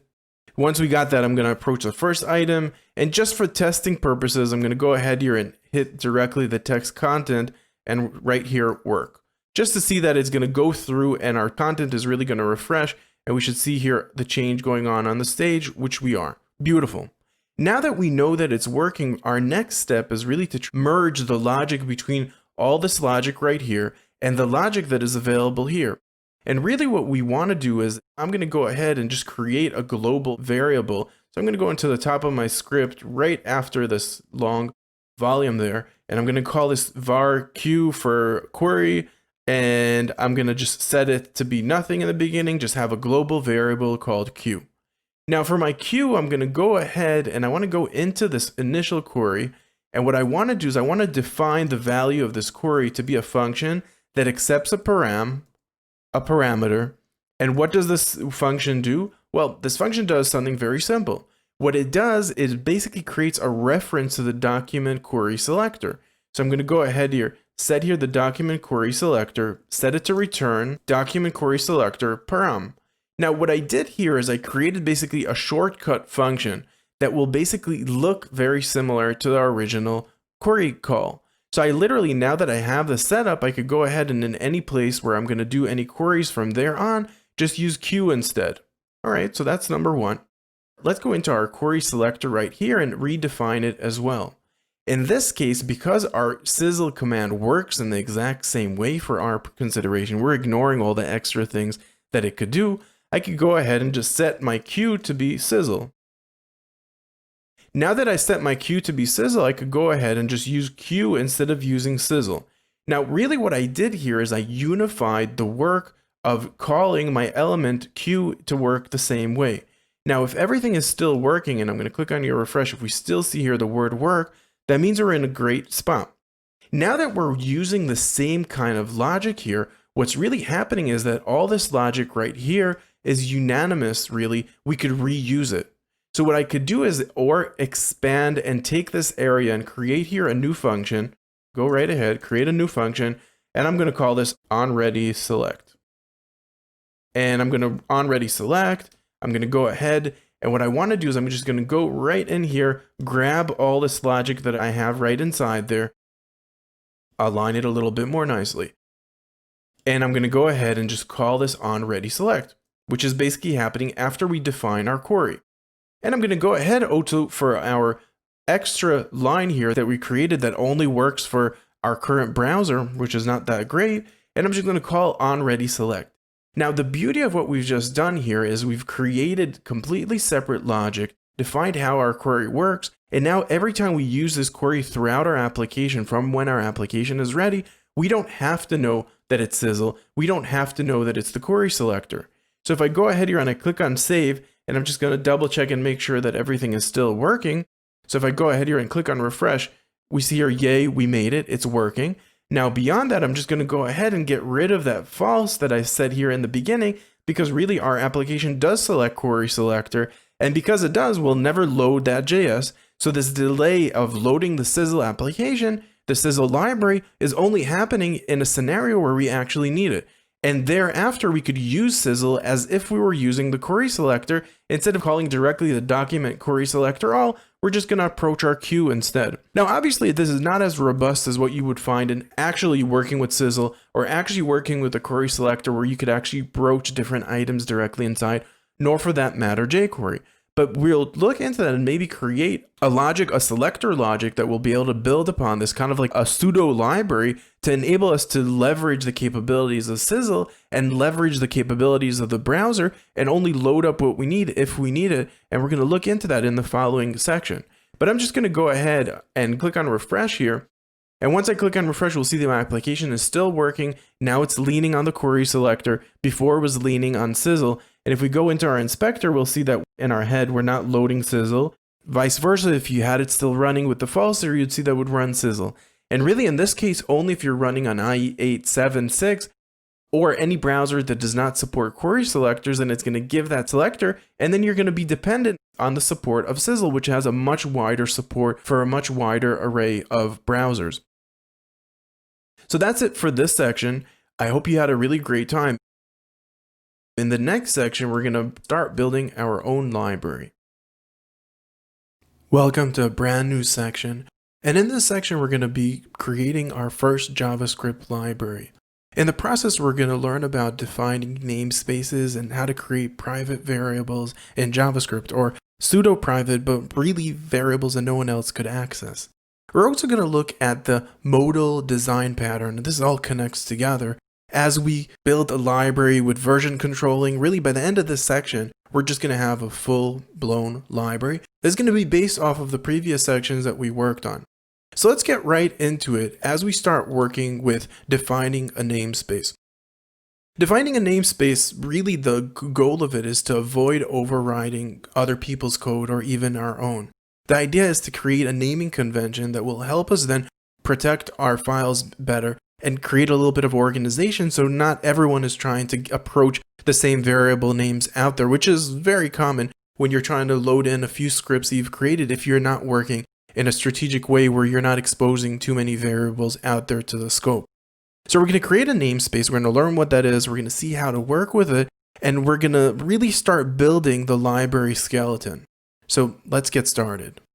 I already went ahead and loaded our new actually the characters are going to be GQ, and I'm going to load GQ1 for now because we're going to use this just as a quick sample. As we're starting to build our own library, really our first step here is to take all this mishmash of code that we have in our script file and to convert it into something that's a little bit more object oriented, a little bit more easy to create some naming closures, because really when we're looking at our document right now, we have here a variable called Q. Anyone could override it, and also not only could anyone override it, someone might have already been using that variable. So what we want to go ahead is and create a more robust naming convention. And we're going to split this idea into two lectures. And we're going to start with this one talking about namespaces, which is something that is borrowed from the object-oriented world. Now the idea behind it is that we're going to basically create a variable, but we're not going to just right away create the variable com. Because really what I want to do is I want to create here a path such as com.my domain name and then the name of our library, which is GQ. So that's going to be really our path where I want to go.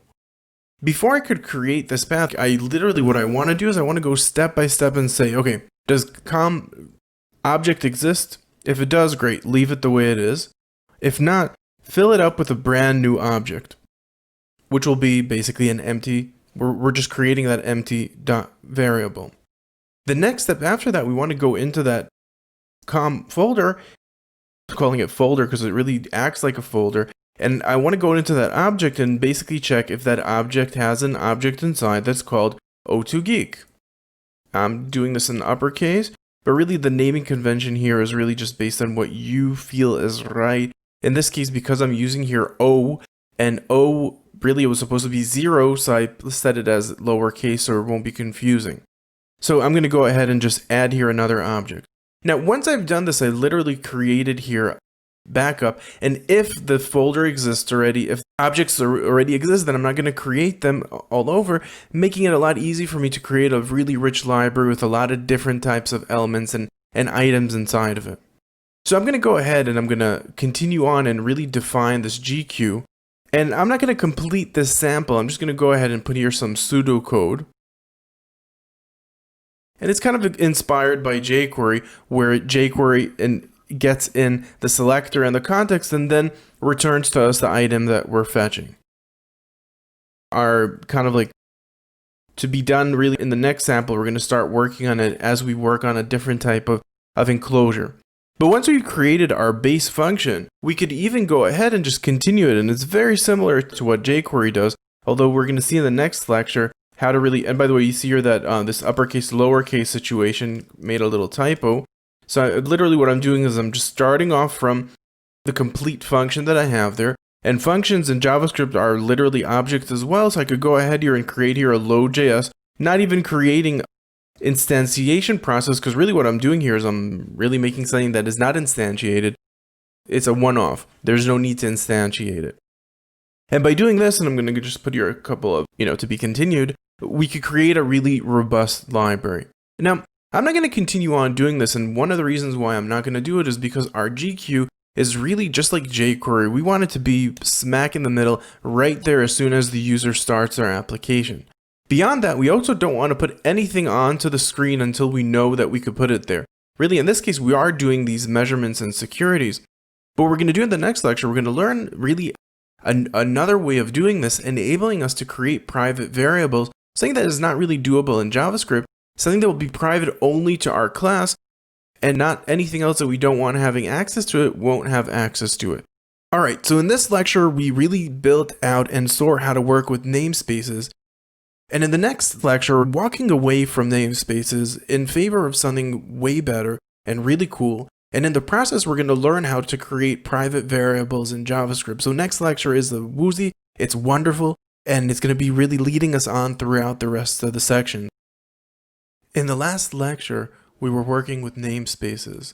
In this lecture, we're going to be creating private variables in JavaScript, but a lot more than that. Our first step will be to create an anonymous function that will be followed by a self-triggering anonymous function, followed by creating private variables. So let's get right into it. And go ahead and update your GQ1 to GQ in your HTML file, the .js. Just make sure that and move those files right into that new file. Move the code that you had there. So far, when we worked in the last lecture, we created a structure that made sure that we're not going to override our namespace. But we really didn't worry about what would happen if we're overriding GQ. Now, yes, obviously you could create here a very quick and very easy logic that would ask if GQ exists, and only if it doesn't exist, then we could then go ahead and wrap around it and create basically a structure that would only instantiate if it doesn't exist, making sure that we don't load it twice and activate it twice. But is that good enough? And for most cases it is, when you're working with your own code that is not necessarily a library, not necessarily an item that you're going to approach very often. But when you take library items such as jQuery, where jQuery is just a $sign, it is so easy and so accessible it is always used. Now, we really want to create our code to be just as accessible. In our case, we want it to be just GQ as our code, which will be Geek Query. That's going to be our library name, and obviously you could create whatever library name that you want. But we really want to get to that level. But we definitely don't want to start off by just creating GQ because we don't want to override it.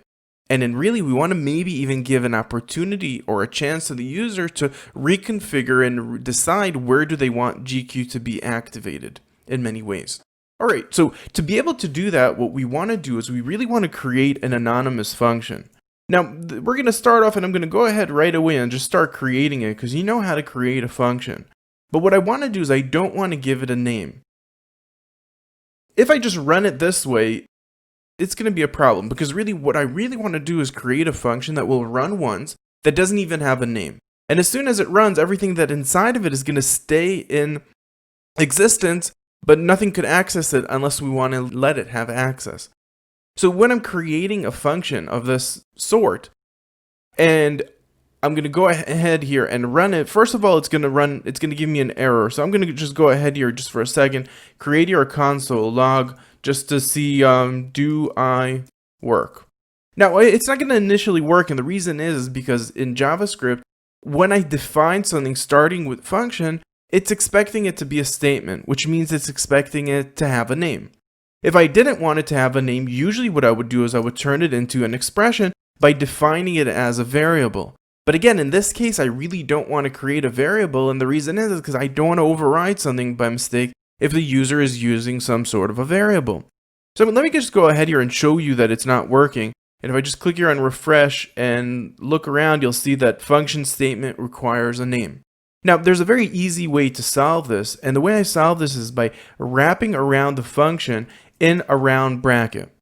Now, what I'm doing here really is I'm basically breaking that testing of that function, really converting it into an expression by putting it into a round bracket.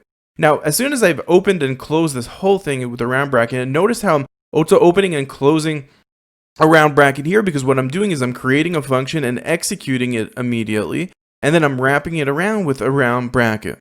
Now, once I've done that, and I'm going to click here on save and I click on refresh, we'll see that this time around we're not going to have any error, and we see do I work, and indeed we do work.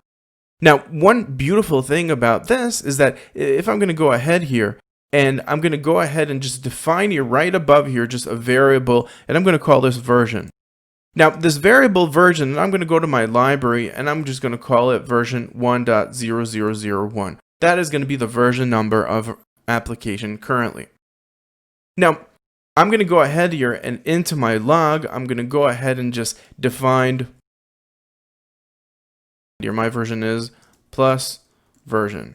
Now, notice that right now, once I've created this, once I log this, once I run this, if I try to go ahead and try to approach this variable again outside of the scope of this function, no access. So if I'm going to go your console log and I'm going to try to get to version, version is in private. It is completely private to only members that are inside of this function. Anyone that tries to access it outside won't be able to access it. It's a local variable of that specific function.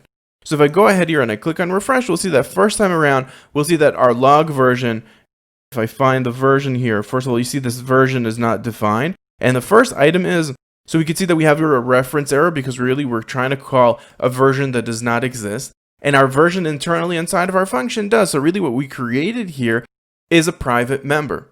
So that's it for this lecture. In this lecture, we really saw the difference between namespaces and working with this self-running functions. But really what we were doing there is we created a core foundation for the modal design pattern. In the next lecture, we're going to really dig deeper into the JavaScript modal design pattern. All right, we're ready for the heart of this section, and that is the modal design pattern. So in this lecture, we're going to be creating the core structure really of our library using that pattern. And we're going to create a global variable very safely. And we're only going to have one global variable compared to the 10 or 20 that we had previously when we weren't working with our structuring that we're going to do right now. So really this whole lecture is about the modal design pattern. So how about we just jump right into it? So what I want to do next is I want to start building actually our library. And like we said before, we're not going to actually create that GQ structure anymore. But instead of that, I'm just going to go ahead here and just create here really quickly a variable called GQ. Now notice that this variable is private. I'm not overriding anything. And I'm just going to go ahead here and just copy this function definition that we're going to fill out in the following lecture.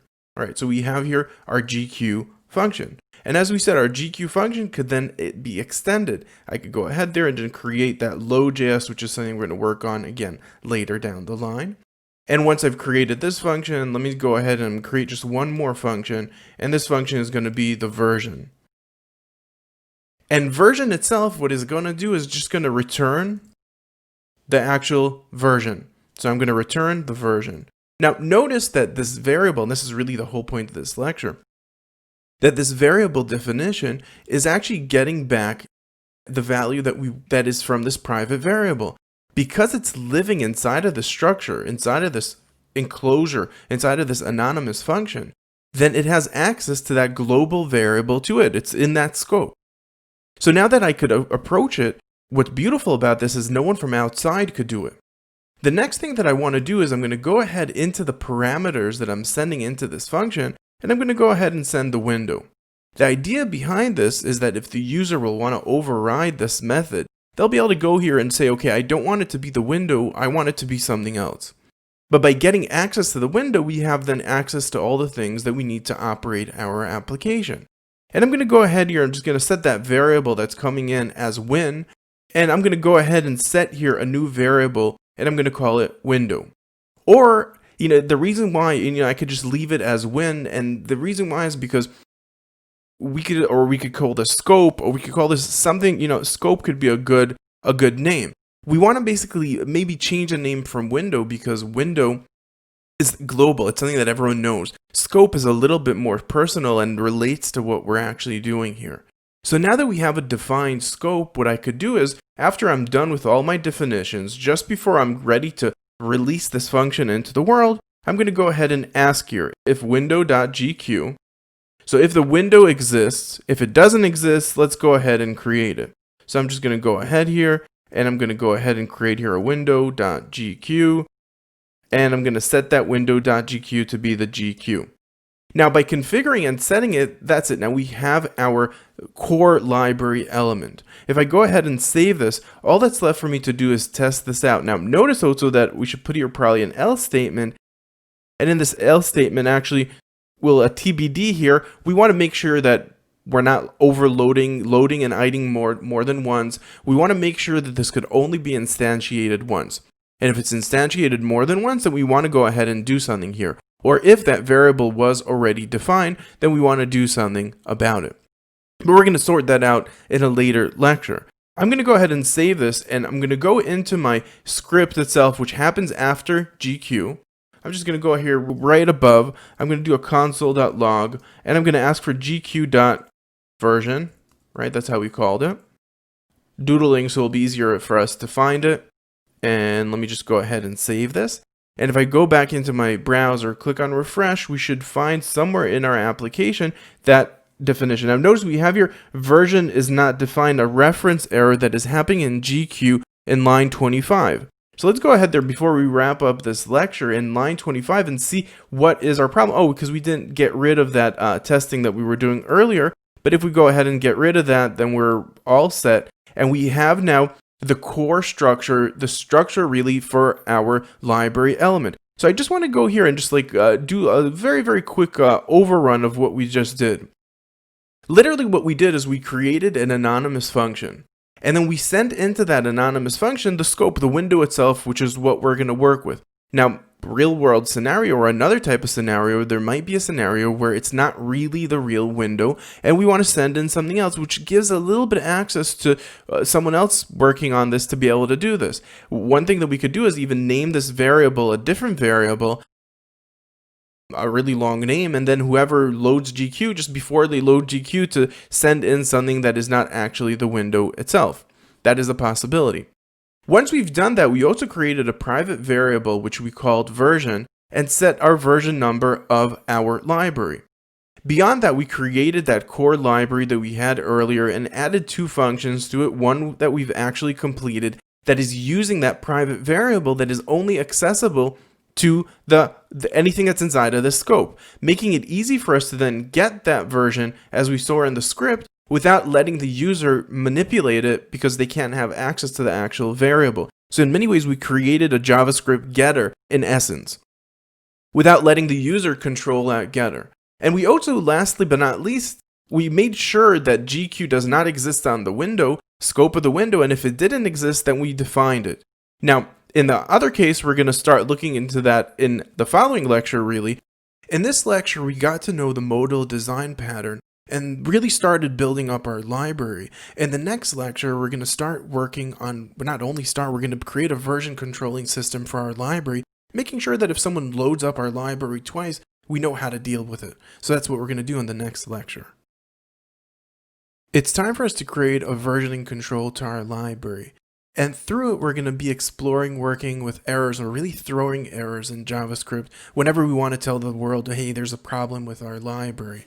Once we've done that, we're going to just assume that it's okay to load twice the library, and we're going to learn how could we deal with double loads and what could we do to make sure that the latest version is the one that is accessible to the users.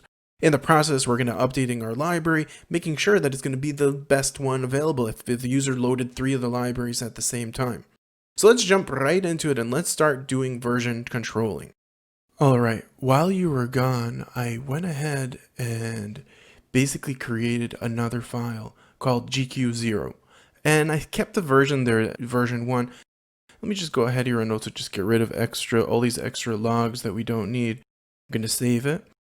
And I'm going to go ahead also on this one and just get rid of that extra log because we were going to call it when we need it only. And I've updated the version to version 2. Now go ahead into your index and I want you just to mimic the situation where someone is going to load the library more than once. So I'm going to go ahead here and add the GQ0. Basically what's happening right here is that the library is going to load twice. And really what that means is that in this situation, after it's configured the first time, we're going to reach that else definition and we're going to want to do something about it. Now, one thing that we could do very easily is just go ahead there and just throw an error. We're going to throw a new error. You cannot load Geek Query twice. All right, so you cannot load Geek Query twice. That could be our way of dealing with this situation when the user is loading the library twice. Maybe our library is going to be so popular that sometimes users won't have a way to deal with it. And maybe in those situations, we want to create some sort of a suppressing of this error messaging. I'm going to go ahead here and just save this and go into my application and click on refresh just so we could see that error that we've just created. And we could see that in this situation, because we're loading the application twice, we could see that you cannot load Geek Query twice. Now for our Geek Query, what I want to do next is add a possibility, an option of overriding. And I'm going to go ahead and add a second parameter, send it as true, when the default would be false. And I'm going to go ahead here and set another parameter. And really this parameter is going to be, do we want to be forgiving? So I'm going to be is forgiving. And if we are forgiving, and we're going to let it load twice, I'm going to go ahead inside of my else condition, and I'm going to go ahead here and ask here if we are forgiving. So if it is forgiving, I'm going to go ahead here and just wrap here, and I'm going to put here another else right inside here. So really what I'm doing here is I'm basically pushing the inevitable to a place where the error is only going to be triggered if we're not forgiving. Let's figure out what do we do in a case that there is forgiveness. In the case that there is forgiveness, I could literally go to my window GQ and define it based on the value that I get back from window.gq.version. Okay, so I'm going to ask for the version itself, and I'm going to ask, are you bigger than our private variable called version? Now, if it is bigger, that means we probably want to override it. If it is not bigger, we probably want to leave it as it is. So I could go ahead here. By the way, I'm always asking this if is forgiving.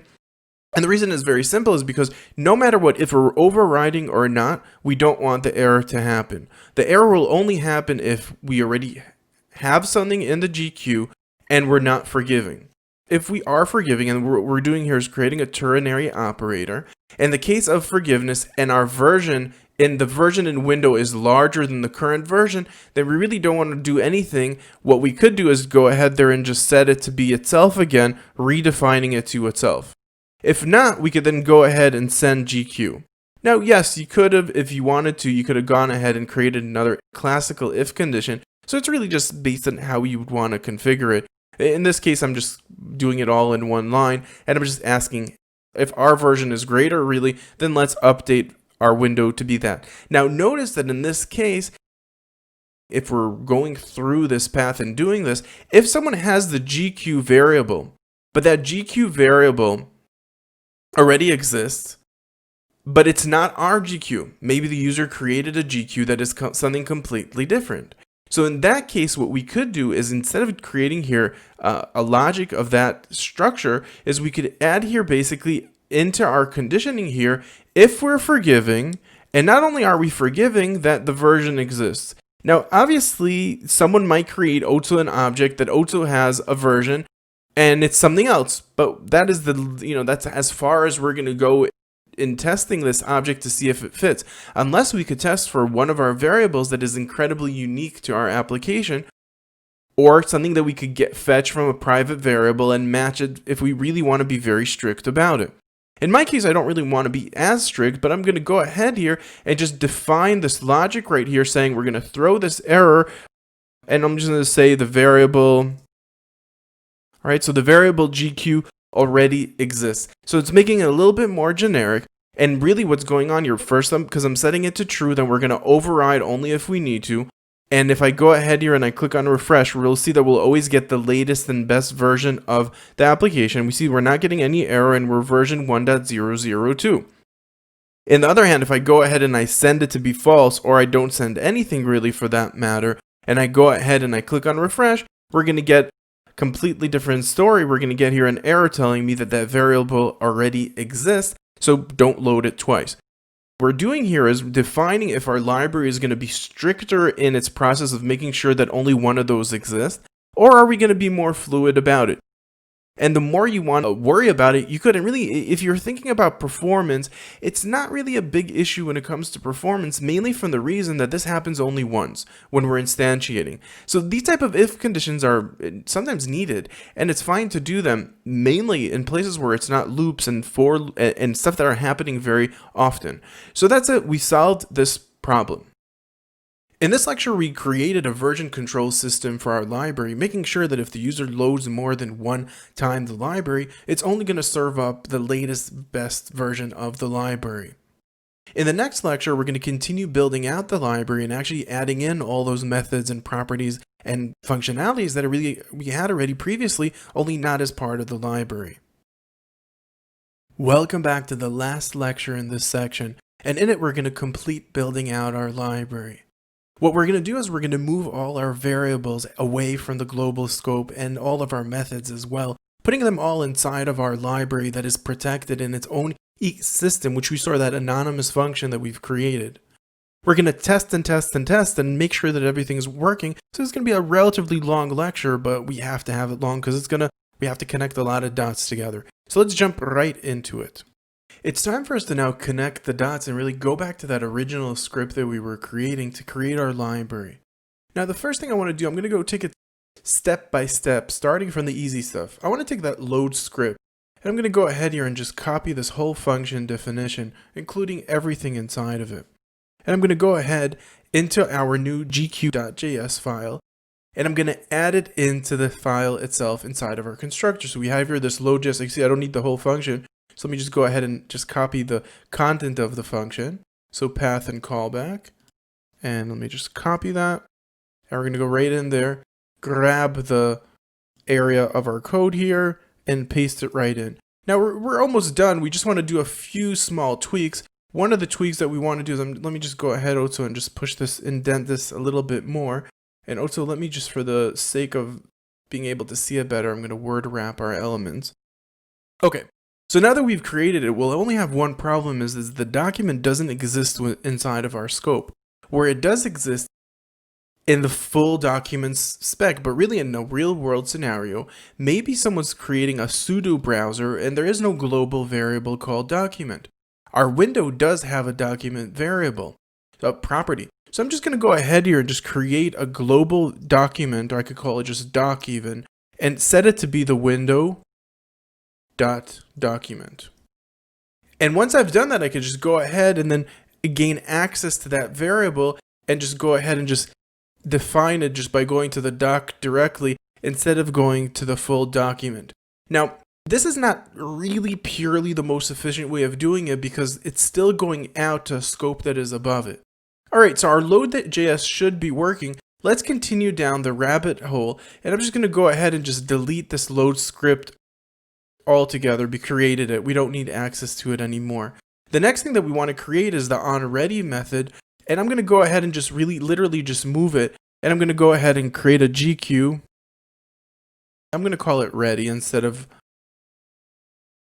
name we were doing before, add-on ready, because it's inside of our library. It is assumed really at this stage that it will be basically what it is. So I'm going to go ahead here and just copy this.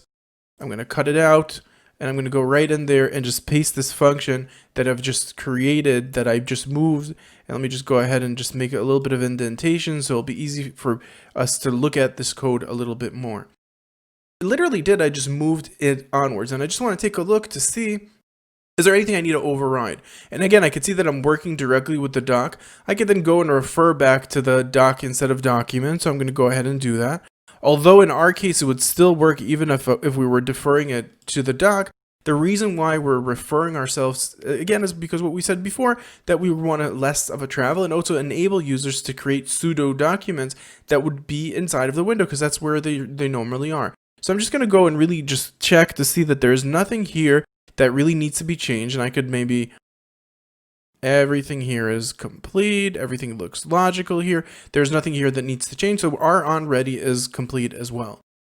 Okay, so what I want to do next is it's time for us to work and move our actual query selector. Remember that queue that we created a couple of lectures ago that stored what is our query language that we're going to be working with? That's exactly what we want to import, and we're going to put it inside of our anonymous scope so no one else will have access to it besides us. Now that I have that private selector that only I have access to it and the users to be able to manipulate it, they have to call the query selector logic of our application. So now that I've known that, the next step for me is to go ahead and to actually move the logic that asked, remember that logic that we asked, does it exist? Could we select the first body? And so on and so forth. So I could go ahead here and literally I'm just going to copy onReady select proposition. It's probably going to need to change because really what we want to do is create some sort of a trigger mechanism. But I'm just going to go ahead and copy this. I'm going to cut it out and we're going to send it into our application. And I'm going to put it right inside. As soon as our application is loading, we're going to do that as one of the first steps after we configure our object itself, right underneath it after we configure our object. And once we're done configuring the core logic of our library, I'm going to go ahead and automatically ask, okay, is the document ready?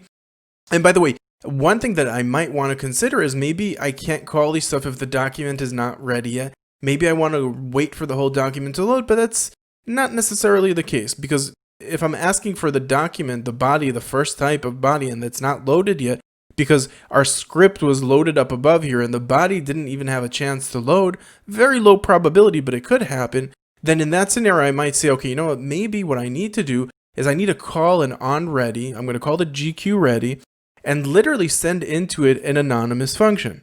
Now, the idea behind this is very simple, we're going to put this, and because we're putting it right inside of our definition, more or less, this definition call literally makes sure that this is going to be the first thing that is called when the document is ready, meaning that only when the document is ready to be manipulated, only then we will have access to this script, which is a fair enough assumption. And I'm going to go ahead here and just close this. Let me just make sure.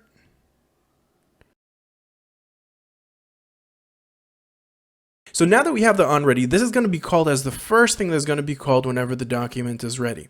Again, document doesn't exist anymore. We're going to be calling doc instead because doc is that definition that is around all the time. So I'm going to go ahead here, doc, and this all looks good. This all looks good. Nothing here necessarily has to change. We're making sure that by default it's going to load Sizzle if it doesn't have a selector.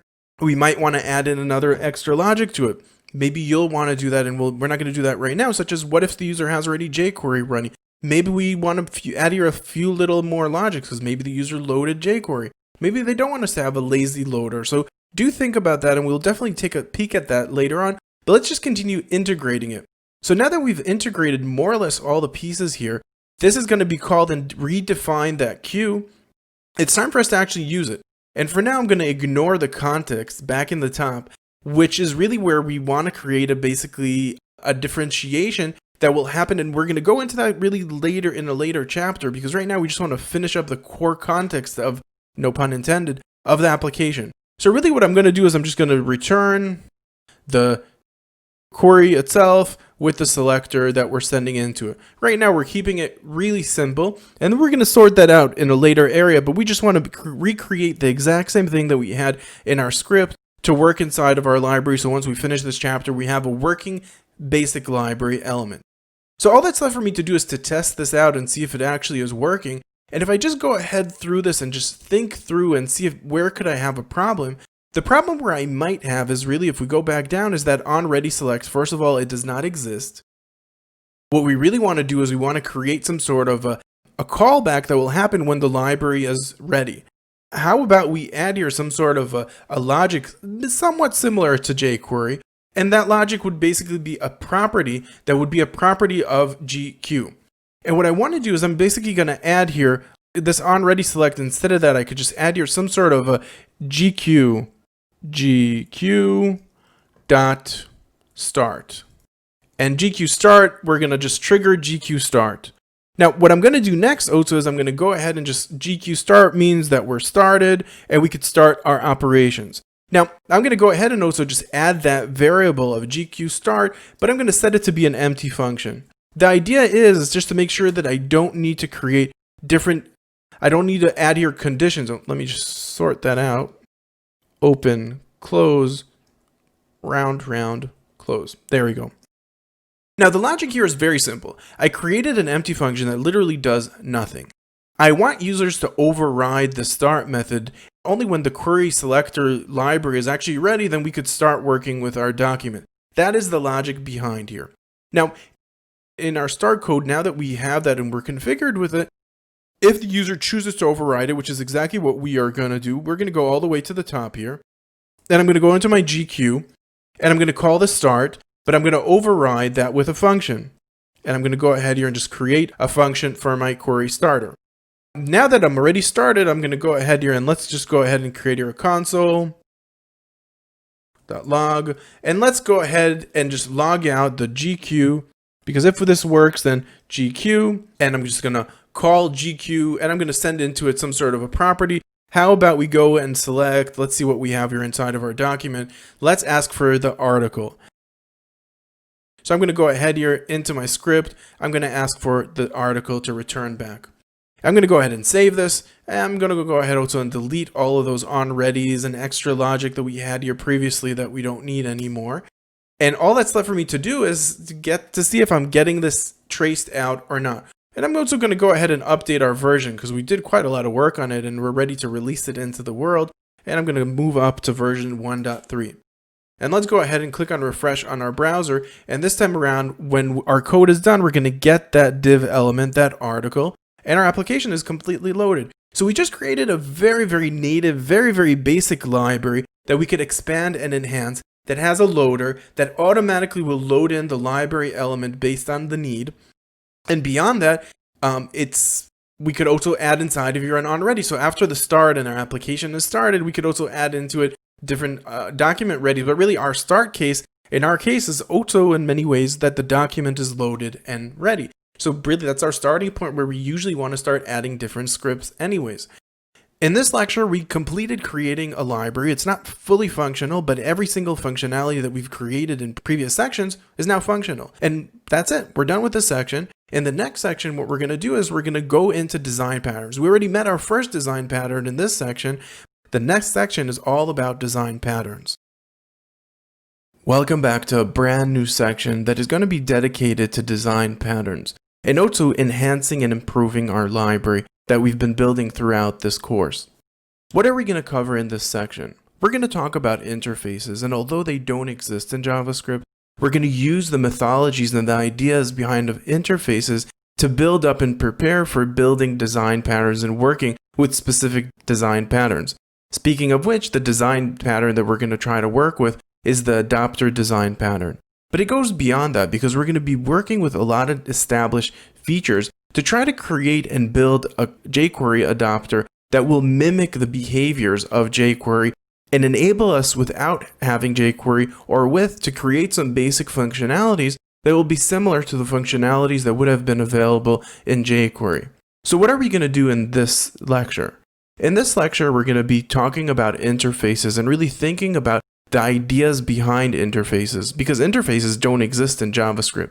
Instead of that, we're going to work with defining an interface physically, really by using our own minds, because an interface is really just a mechanism to make sure that every class or every object that is going to be used in a specific scenario, you created a specific set amount of public methods. In our case, we're going to have to make sure that we do that on our own without using an interface. But we're going to understand it and see how to implement these type of interface concepts throughout this section in general and in this lecture.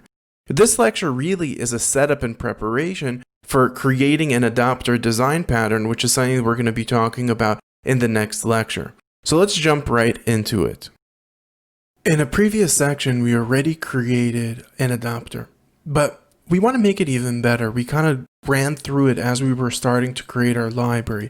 And I want to show you that adapter. That adapter was our query. And you see that our query, we were using it as if it's a specific function, but in reality, what was really happening was that function was defined and changed based on if the browser had support for the native features, and in that case, then we created a function that would use those native features.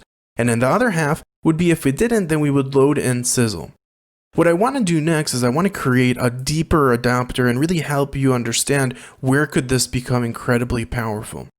Now, in other languages, there is something that is called interfaces. Unfortunately, they don't exist in JavaScript, but that doesn't mean we cannot adhere to this type of strategy and rules. So I'm going to go ahead and right below, after all of our code here, I want to create a new object. So let's go ahead and let's call it native query. And I'm just going to go ahead and create here a constructor function. And really, it's not going to have anything inside of it because my goal is going to be create a native solution, and every native solution to put it inside of this native query. Now, native query is going to have one method right now, but it's going to expand beyond that. So I'm going to go into my prototype chain. And in my prototype chain, I'm going to go ahead and call my method query. And I'm going to go ahead and send into two parameters, the same parameters that would be expected in jQuery, which is selector and context. Now that I've had a structure for this function, really the next step is really just to return back that structure that we saw when we were creating our code previously, working with that query selector all. Now I'm assuming with the native query that it has support for it because it's the native query. We're not even working with it if it's not supported. So knowing that it is supported, all that's really left for me is to send in that selector, and instead of approaching the document, I'm going to go ahead and approach the context. Now to test this out, what I'm going to do is I'm just going to run my application one more time, and I'm going to run my application and then test to see could I actually get elements to where I want them to be. Now one thing that's left here is the context itself is not existent. Maybe it is, maybe it isn't. Now, in the case where it's not existent, I want to go to the context, and I want to make sure that if you're not context, then I'm going to go ahead and send in the document instead. But if you are in existence, then I'm going to use that context. Now, before I can really test this out, what I want to do next is I'm just going to go ahead and delete everything here, and I'm going to create a new native query. Now that I have a new native query here, some of my application will stop working, and I'm not going to worry about it yet because right now it wouldn't work, so I'm going to go ahead to my query here and just send it to query because that is the name of the method. Note though that for now, as we're testing things out, the Sizzle area is not going to work because the logic here has not been configured yet. But if I go ahead and I click on refresh now that I've configured that, and I'm going to go into my terminal here or into the line, to my line of control here, I'm going to go to my native code here, to my query selector, my geek query. And I'm going to ask for a specific item. I'm going to ask for my message. And if I go ahead here and I see this, I'll see that I'm getting back that node, my message back. I could then go ahead, also if I wanted to, I could go ahead here and send that node that I got back. If I really save that information, I could go ahead here and I'm going to wrap it into another GQ. And the first parameter, I'm going to ask for a selector, but the second parameter, I'm going to send in that native object. And it's going to be that native object in position 0. Last but not least, I'm just going to go into my HTML document here for a second and see inside of that message area, I have here a span. So I'm going to go ahead and ask for just a clean old span. So I'm going to go into the browser and I'm going to send as a parameter span. That's what I want to get back. If everything is working as expected, what's going to happen is the message is going to be sent as the second parameter, that object. And then from that object, I'm going to ask for the spans that are within. So let's go ahead and see if it works. We're actually getting more than what we would expect because we really only wanted to get one span. So let's go ahead and try to figure out where is the breakage here. So if I go into my code here and I try to figure out if the logic here inside of my query is logical, it sure is. Let me check if that function that's being called, that query function that is really being called up here, if it's, oh, and here we go. Our problem is that we're not sending in the context. So let's go ahead and add in also the context. And I'm going to save that, go back into my application and click on refresh. And this time around, I'm going to go ahead and run it one more time. And now we'll only get one span the way we would expect it to be. In this lecture, we were preparing ourselves for the creation of an adapter design pattern by working with pseudo interfaces and creating a mediary that will help us control our application. In the next lecture, we're going to go ahead and actually create an adapter design pattern as we continue and create this process also for the Sizzle library and then integrate everything into our application, into our library. So see you in the next lecture. This lecture is about building a design pattern, and really our second design pattern, which is the adapter design pattern. Before we actually start building it, let's ask ourselves, what is an adapter? An adapter is just like you would have in a real world. If you ever traveled, you would notice that you have to get an adapter to be able to connect your electrical devices to the plug in that local region. The idea behind a design pattern, the adapter design pattern, is to hide the library or the thing that you're actually accessing and creating an interface just like we did in the last lecture, creating an interface that will mimic the same type of actions, basically hiding the real action from the user and having them going through a mediator that will then act as an adapter so that both ends will look and act in the same way. Why would we want to do that? Really, the answer is in the definition itself. By creating an adapter, the user doesn't need to know or understand how does that library component works. Beyond that, we're simplifying the interface to the end user because they don't need to understand the differences between the libraries. By the end of this lecture, what we're really doing is we're going to create a case for the Sizzle library and expand it on top of the case that we had for the native interactions. By creating these two different levels, we're basically creating a way for the user to not care or know if they're working with a specific library or not. So let's jump right into it. While in the last lecture we created our native query selector, that native query selector in many ways was our interface, and we want to adhere to this interface throughout. And really our next step is to also incorporate an adapter now for the Sizzle library. So let's go ahead and create that Sizzle adapter library. I'm going to call it Sizzle adapter. First of all, I'm going to go ahead and create a constructor. This time around, I'm actually going to send inside the library, and I'm going to go ahead and append the value to lib as that library. All right. And I'm going to use that just all in one line. Now, the next step is I'm going to go to that Sizzle adapter and I'm going to create a prototype method, making sure that I'm going to also define, not query selector all, I'm also going to define every single method that will exist. So really, every method that I create, every public method that we're really creating here, we want to make sure that they are in existence in all the different library, in all the different contexts of these libraries.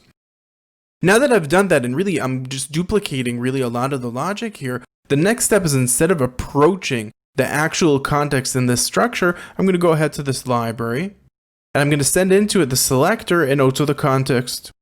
And if I go ahead and all that's left for me to do after I created the Sizzle adapter is to go ahead and change this logic here by defining it to be a new Sizzle adapter, Sizzle, and I'm sending in Sizzle into it, creating a new Sizzle adapter.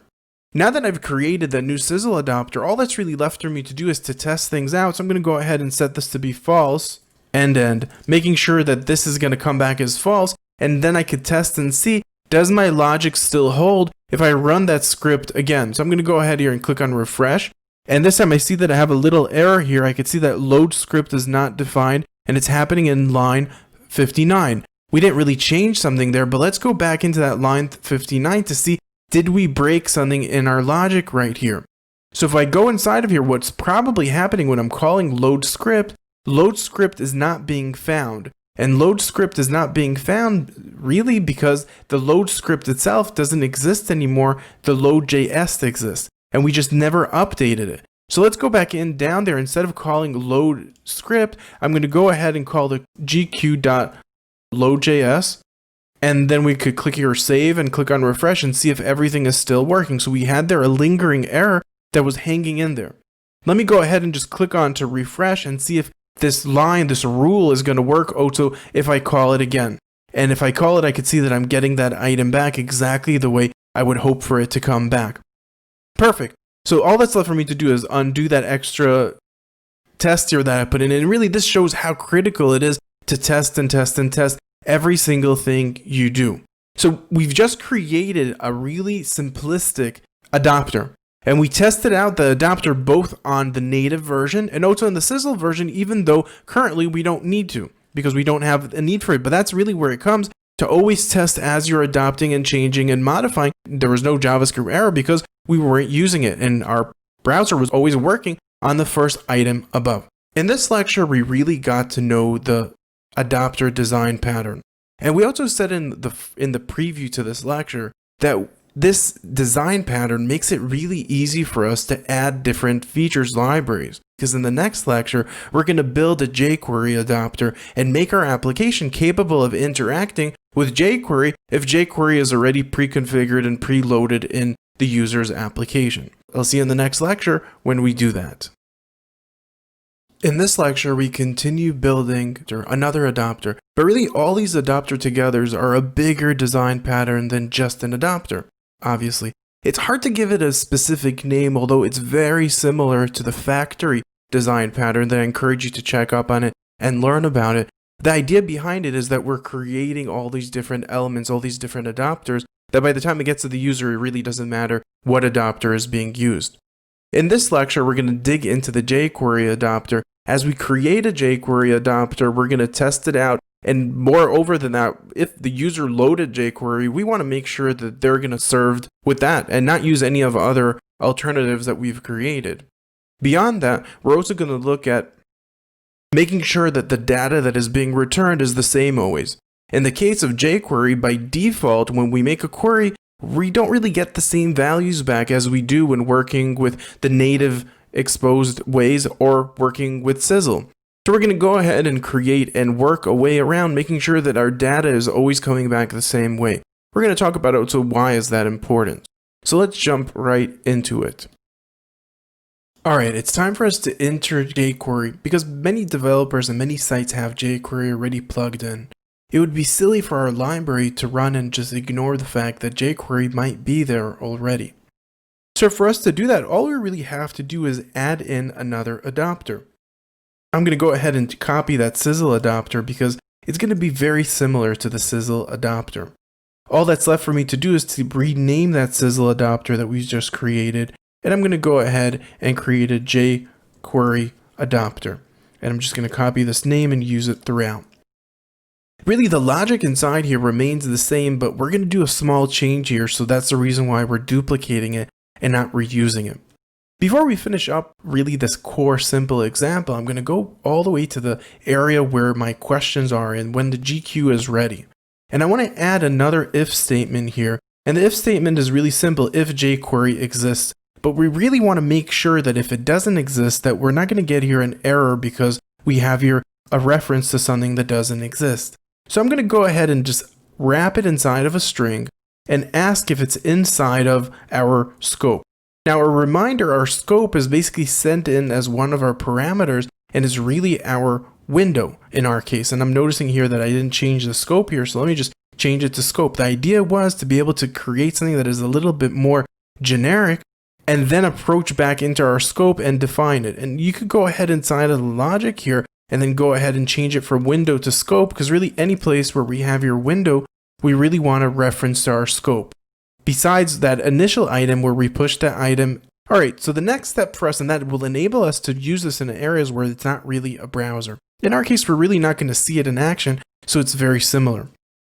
Once we've set that up and we used our scope inside of our query adapter, and we basically check to see if it's inside of the scope, the next step is really to create that adapter and also to start our application. So I'm going to call that GQ just like as I do in all the other items. But in this time around, instead of creating a native query, I'm going to go ahead and create a new jQuery adapter. I'm going to send inside of it the jQuery object. At this stage, just for the sake of keeping consistent, I'm going to go ahead and approach it inside of the scope because maybe jQuery is not a global variable in this platform that we're working in. In our case, in the browser, it would be. So that's really all I had to do to get the basic here, the core configured. And if I go back into my application and click on refresh and try to refer back to any of the samples that we've created earlier, we'll see that they're going to work. Although they work, they're returning to us the actual object itself, which is a big no-no for us. We don't want to get the object. What we want to do is we want to get the same thing that we would have gotten. We don't want to get the jQuery object. We want to get the same thing that we would get from native query or from the Sizzle adapter. In our case, if we wanted to create a more holistic approach, we could have wrapped what we got back and turned it into an object of sort that would have a native query object kind of construct that would enable us to then using that adapter so the user could then go and continue manipulating that item. But instead of that, for now, what we're going to do is we're going to return that item and go into that query selector using one of jQuery's methods, which is called get. And that method returns the native DOM elements or as an individual item really inside of an array. So if I go ahead and I click on refresh and call this logic once more, we'll see that it's returning back an array. It's not returning back inside of a node array. And I want to show you the difference. So if I go ahead here and just add here, if false, and I want you to see what we would get back if we were working with the query selector directly. Now, if I click here on refresh, we'll see that we're getting a node list back, and we're instead of getting the actual item directly. And I could see also, and let me just go ahead here and also run it. We'll see that we're getting a node list and not an array. Now, we can't recreate a node list because a node list is a living item, but we definitely could go into our item, and then that could be your homework. And it is your homework because really part of creating a prototype is making sure that we're returning the same type of items. So make sure that you go inside of native query and make sure that also in your Sizzle adapter, test it out and make sure that you're getting the same type of value back. In our case, we'd probably expect to get an array. All right, so that's it for this lecture, but your homework, and I might tweak it and add it inside, but I'm not going to talk about it further, is go into the native query and go into the Sizzle adapter and make sure that you were getting the same type of value returned back because we want to have a library that is consistent no matter what library we're using. In this lecture, we created a jQuery adapter, expanding our adapter library. In the next lecture, we're going to take a step away from these processes, going to look at the jQuery wrapper and really try to recreate that wrapper functionality to make our library more efficient and easier to use for users. So we'll see in the next lecture when we improve our library, making it more jQuery-ish. Now that we have a basic query manager running, it's time for us to add more functionality. Just like jQuery is incredibly popular, because underneath the hood it does a lot of things. Under the hood we have to add more context, and really in this case we're going to look deeper into the jQuery adapter. As we add in the text method, we're going to discover that we have an issue. And we're going to confront that issue in this lecture, because after this lesson you're going to understand that we have to change something in our application to make it more fitting to the world that is more similar to jQuery. Within the next few minutes, you're going to see what the problem is, so let's jump right into it. So one of the most fun things about jQuery and really great libraries is that they're very easy to work with. So for example, if I was creating GQ queries and I was getting that message item, message element, what I would really love to do is to be able to just continue on and say, hey, text change my copy. And whatever other library features that are available, I would want it just to be able to approach those items directly, appending them to them. To be able to do that, what I want to do next is I want to go ahead and actually create this functionality in our jQuery adapter. So to do that, I'm just going to go ahead here and make sure that my jQuery adapter is configured by making sure that I got rid of that extra false that I've set there and making sure that I loaded in jQuery. The next step after that is I want to create a reference to the library element and also to its actual context. Right now there is no context, so I'm going to go into our jQuery adapter, and after my library I'm going to add a context definition. Now once I have that library element and a context, which really in our case we're talking about the library, we know what that is. The context is really that item itself, the HTML element, the context of our application. Now, the next step is I really need, and I want to create some sort of a reference for our target itself, or really for our library with its context already configured. In this case, it would be our library and then wrapped around our context. And really, because we're inside of the constructor still, I could just go ahead and say lib context and just define that context and configure it for our target. Now that I have a direct access to the actual library element itself, I could then go by and continue when I'm going to, let me just go ahead here and create that method as I'm speaking. I could go ahead and continue and create that text method and approach and interact directly with that value with the jQuery item. So all that's left for me to do is really to just go to this.target and also to approach the text itself and just send the value itself. And I could pass that value for now. Let's go ahead and just pass that value through. Beyond that, what I could do, well, not only could do, I have to do now is when I was returning the query originally, and that's really what's coming back here at this stage, there was no real object here. It was whatever it was that array that we were creating.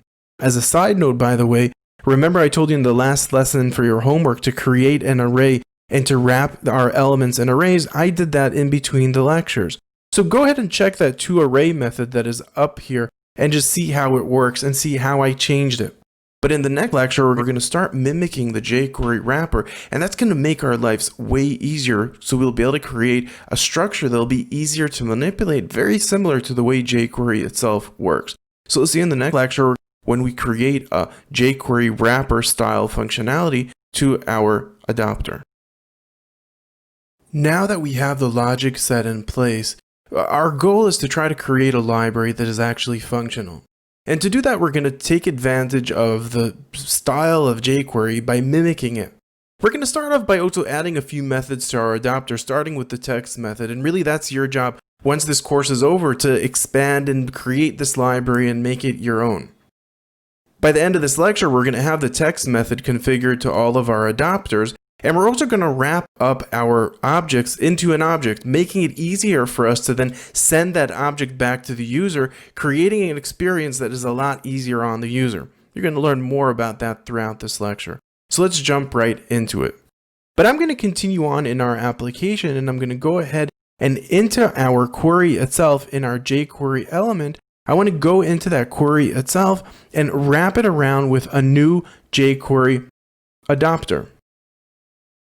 I'm going to also make sure that I'm going to open and close my round brackets, but I also want to make sure that I'm sending in a reference to the library as the first parameter, and the second parameter is the context itself.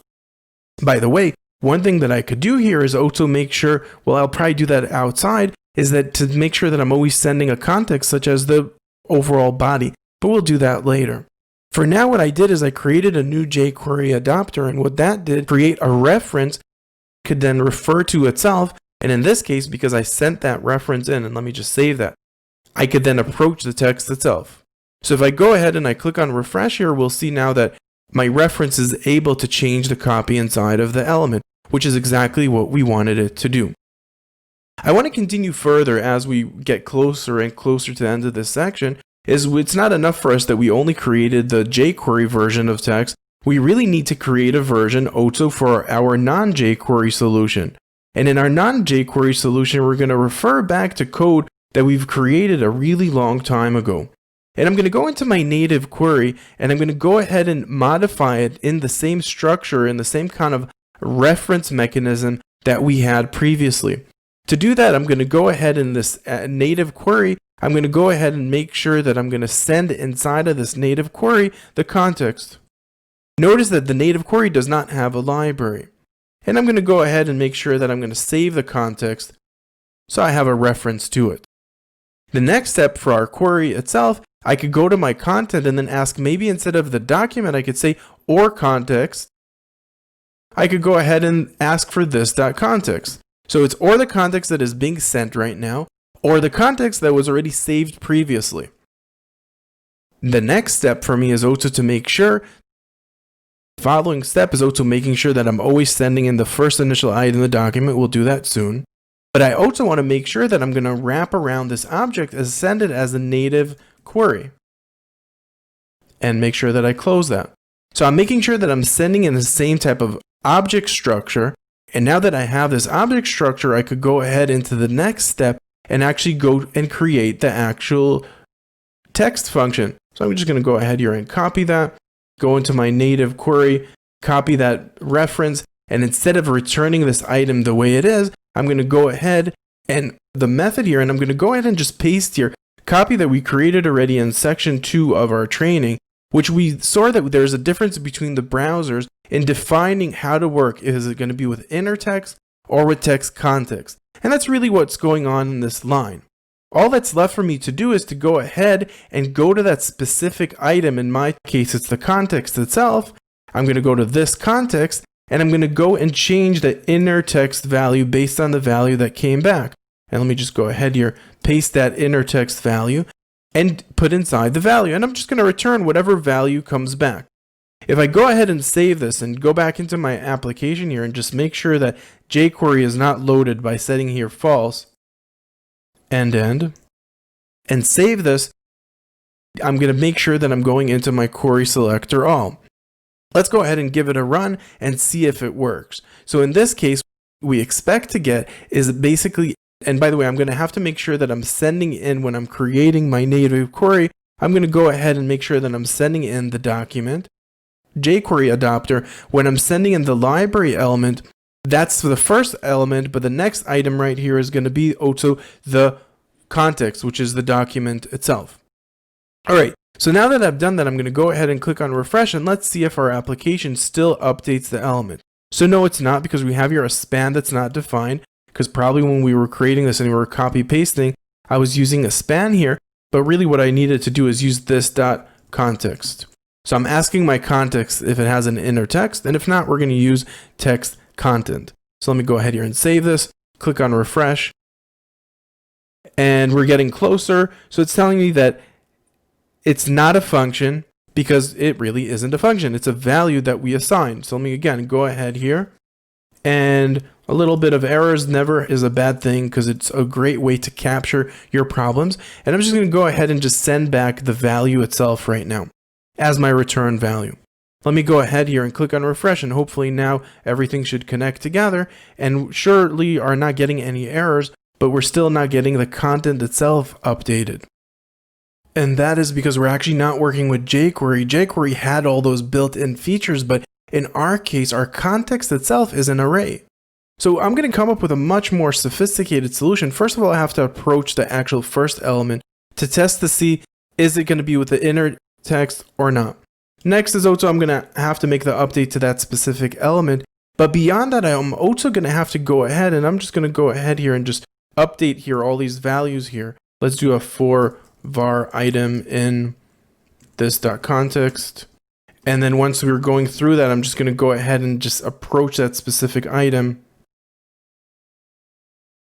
And let me just push it inside here, and just for the sake of clarity, I'm going to open a curly bracket and close a curly bracket, so it's very clear that this is a loop.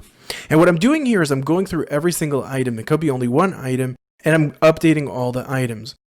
And I'm then returning the actual text itself, but really what I would love to do is actually just return itself. And the idea behind this returning itself is that I could continuously do more things to the element. I'm not going to actually get the text value this way, because if I do that, I'll never get the text value. Or I could just go ahead and set and just get the text value of the first item. Or go ahead and just set the value itself and return the value itself that is the document that was just returned. Let me go ahead and give it another try and click on refresh. And hopefully now we should be able to see a bigger progress in our element, but we're really still not getting our text to actually get updated. And the reason is because this loop is not really working. The reason why I know that is because if I go ahead here and I went and just defined that whole path here and just set it directly here and set that inner item directly here with its value, then we would get the value coming through. So if I just click here on refresh, we'll see that that does work. So that tells me that something's wrong with my loop, that it's not the item that I'm getting back here is actually not the item, but it's actually the reference to the item itself. So that's fair enough. And if I go ahead here and just delete that, click on refresh, and we should now get an item that is always working. Now we could test this out even further by going ahead and saying, hey, let's just update every single reference element. So let me just go ahead here and I'm just going to create another GQ and I'm going to ask for every list item and I'm going to change the text to be there, update me. If I go ahead and I click on refresh, we should see now that the items are all getting updated. So there we go. That's how we create basically a library element of this sort.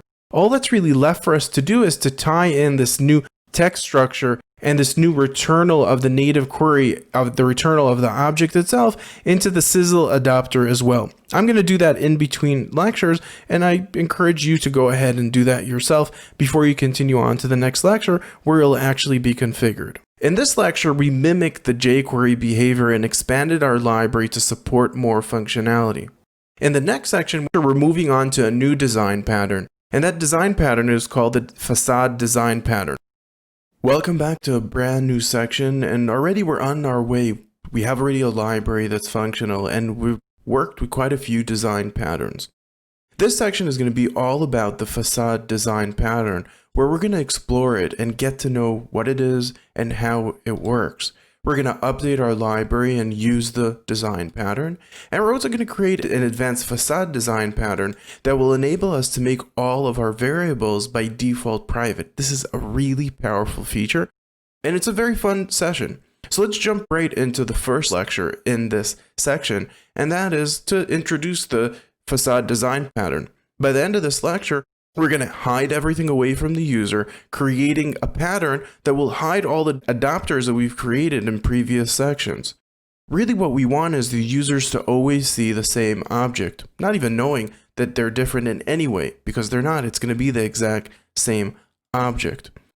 So the first step, now that we're ready to move into the façade, is we want to create global façade object.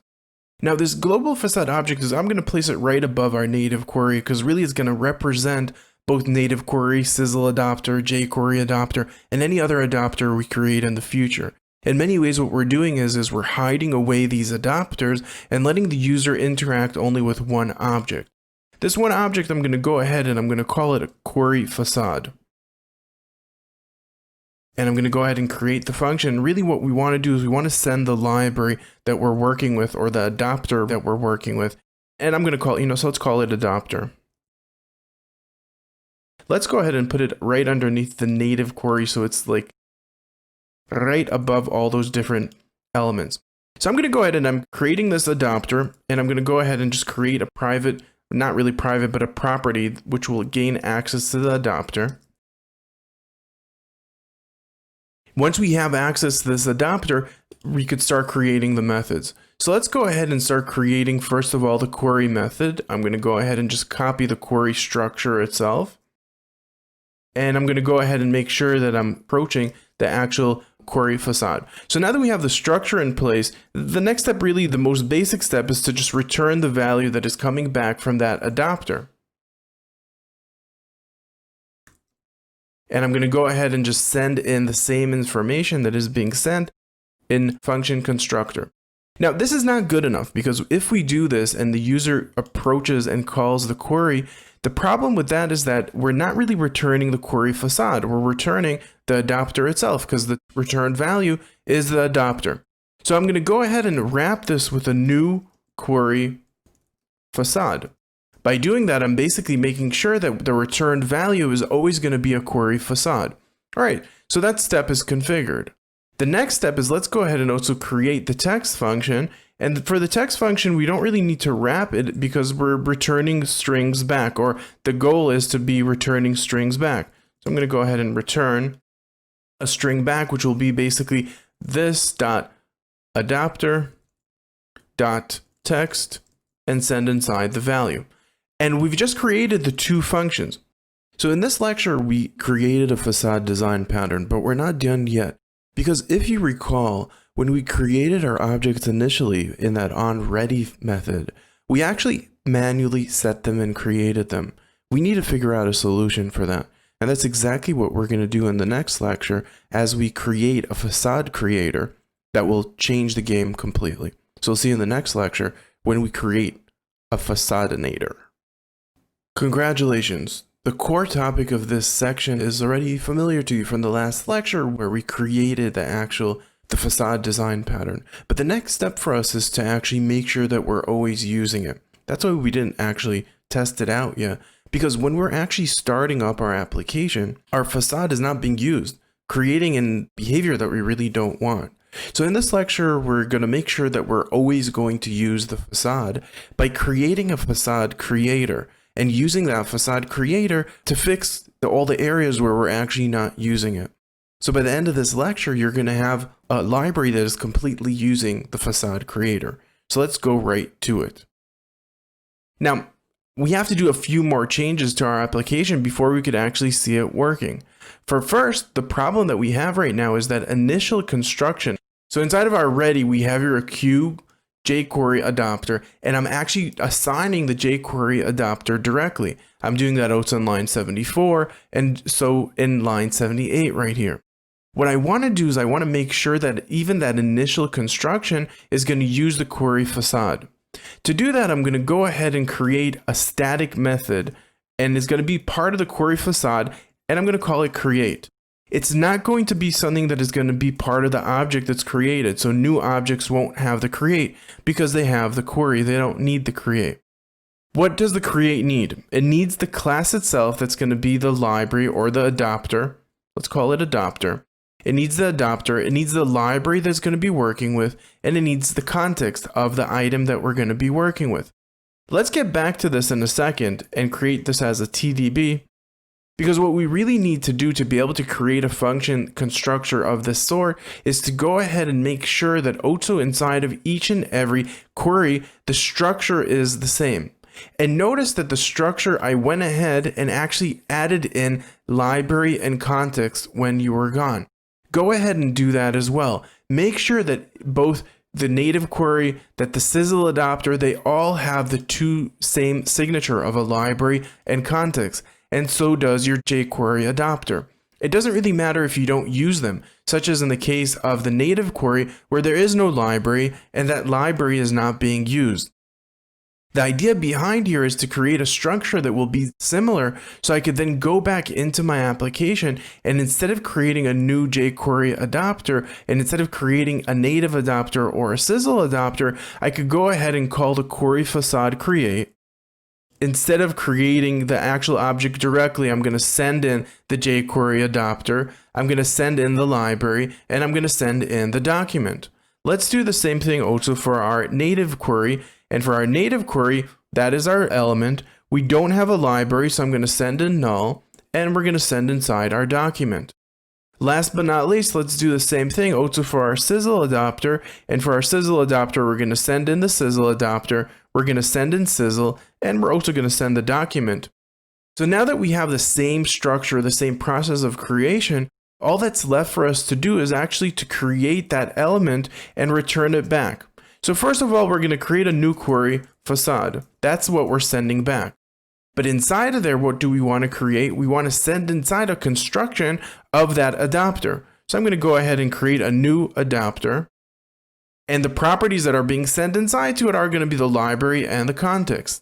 So what I'm doing here is I'm creating a new adapter, which doesn't really matter which one it is. If it's going to be the native query, if it's going to be the Sizzle adapter, if it's going to be the jQuery adapter, or any other of them. And because now we have the same signature for all the elements, we could then wrap them all in one line and return them through the query facade. By doing this, now we're matching up all these queries, and all our queries are going to return back in the same construct. So in this lecture, we added in the facade creator, making sure that we're always using the facade. Now, before we test this out, I want to go ahead in the next lecture, because in the next lecture, we're going to create a new function within that facade library that we have that is completely unique, that is not in all the other libraries. And then we're also going to test things out. So see you in the next lecture when we do that. In this lecture, we're going to go ahead and actually test out our facade. But before we do that, we're going to go ahead and create a new global function inside of that facade. Now, the idea here is of these customizations is really to show you the power that you have as a developer, where you don't have to follow a design pattern strictly by the way it is, because you could mix and match design patterns to fit your need. Obviously, we're going to test things out, and by the end of this lesson, we're going to have our facade working and operational. So let's get started. Now, before we test that everything is working out, I want to go ahead and also add another method. And I'm going to go inside of my query facade, and what I really want to do is I want to create a method that will be global to everything, but not using any of the libraries directly. To do that, I'm just going to go ahead and I want to expose the DOM element, which is something that I really need.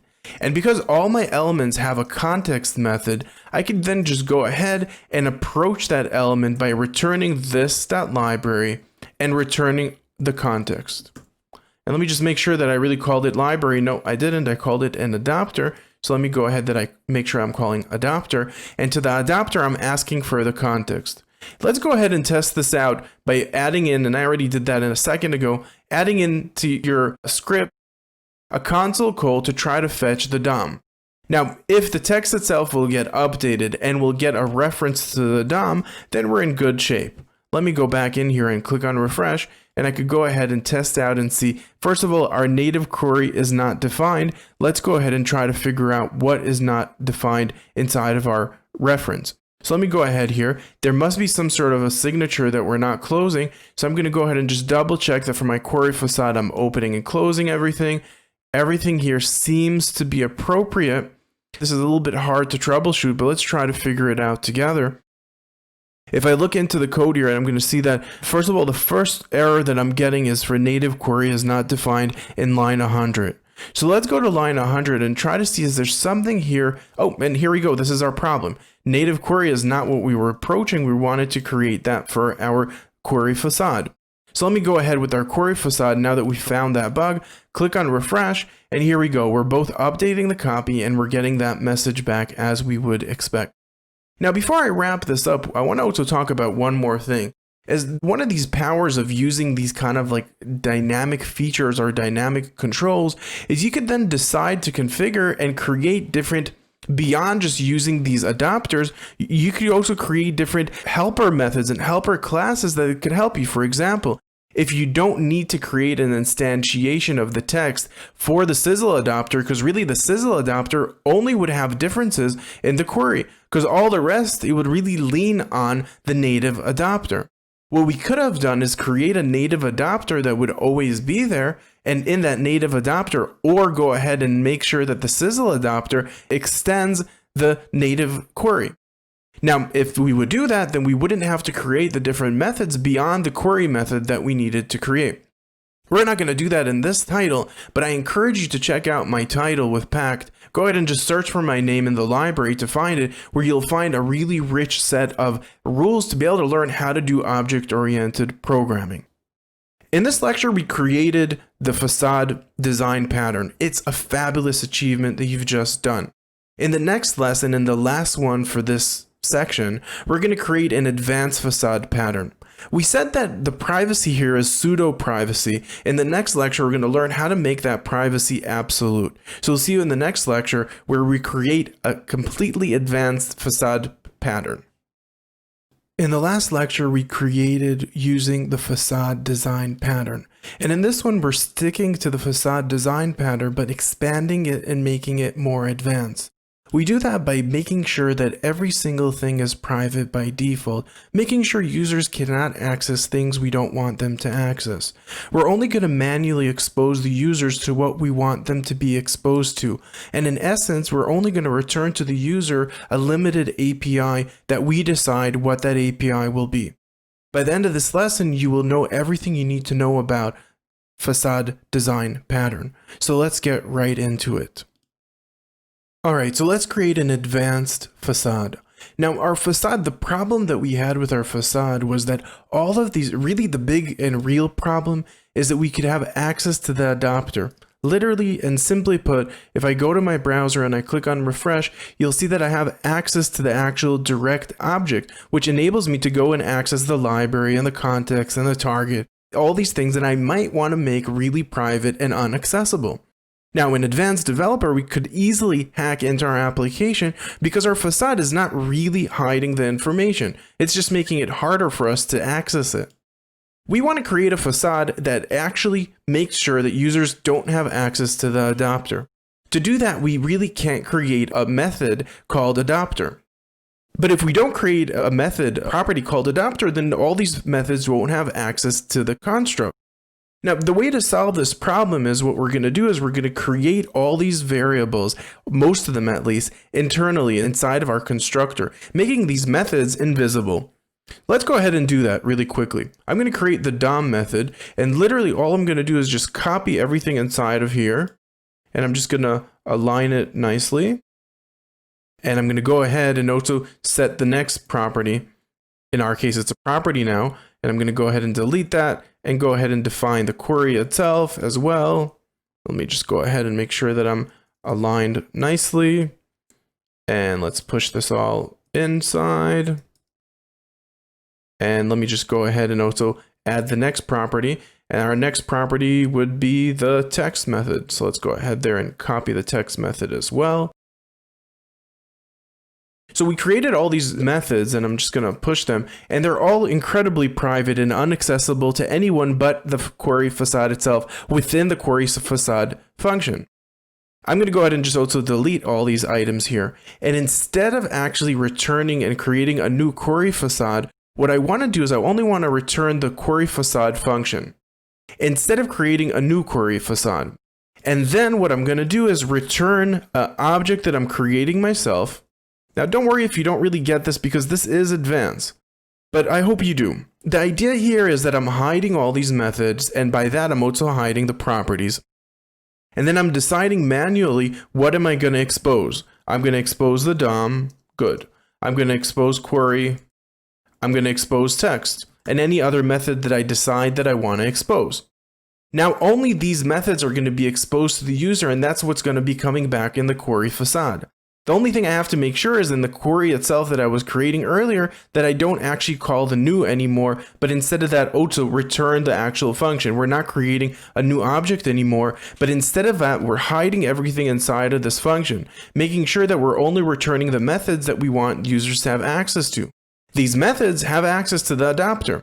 So in this case, I could go ahead and also delete the this from any place where there's this.adapter because that's not relevant anymore. And now anytime the DOM will be called, because it's exposed, it will have access to the adapter, but the user won't have access directly to the adapter no longer. And if I go ahead and click on refresh now, you'll see that now when I click on refresh, let me just go ahead here and just fix the error that we have here in line 85. So let's go really quickly to line 85 and see what our problem here is. Oh, because I put here 2 equals by mistake. There you go, that would do it. And let me go ahead and click on refresh there one more time. And here we go, there is no error, and we're getting back an empty object. Anytime that we do return the item, we're going to get that query façade, which will give us only access to the methods themselves of the query's façade DOM, query, and text, but we would not have access to any of the properties. By doing this, we've created a really powerful, a real query façade, an advanced query façade. So I have here, I'm getting the body, and then I'm getting the message, and then I'm changing the copy here to be narf. And if I click on enter, you'll see that the copy will change, and still I did not have, and the user does not have access to the internal variables of the application. In this lecture, we really completed understanding the façade design pattern, and we're done with this section. I hope you had a really wonderful time. In the next section, we're going to explore and run deep into the world of events and timers. So we'll see you then in the next section. Welcome to a brand new section, and we're going to continue working with our library and working with design patterns, but our main focus is going to be working with time in JavaScript. JavaScript and time go well together, but it could become very, very quickly not very efficient when you're working directly with the set interval. So to solve that, we want to create a time manager. And as we do that, we're going to explore the singleton design pattern that was created really for cases where you want to create something that will only be instantiated once. We're going to look at how to work with time in JavaScript, and in the process, we're going to build a single design pattern and integrate it into our library. So let's get started with the first lecture. In the first lecture, we're going to be creating that core singleton and explain what a singleton really is. And as we said, a singleton is basically a scenario where you want to make sure that something only happens once and not more than that. In JavaScript, it's a little bit different, but we're going to see how to do it in JavaScript and when do we want to use it in JavaScript. In general, the creation process, which we're going to do right now, is completely different than the creation process in languages where there's such a thing as public and private properties. While in JavaScript there isn't, so there's more steps involved. But lucky for us, we already learned a lot about how to create private variables in JavaScript that will help us through this process. All right, let's get started with this section. And what I want to do is I want to create a singleton. And I want to explain to you first why and what it is even.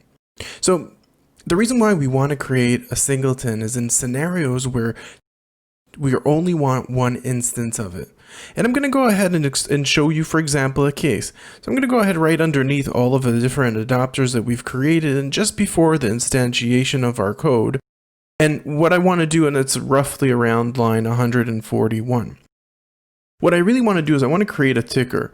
And the idea here is really, I want to create basically a way for our application to have a timer without using directly set interval.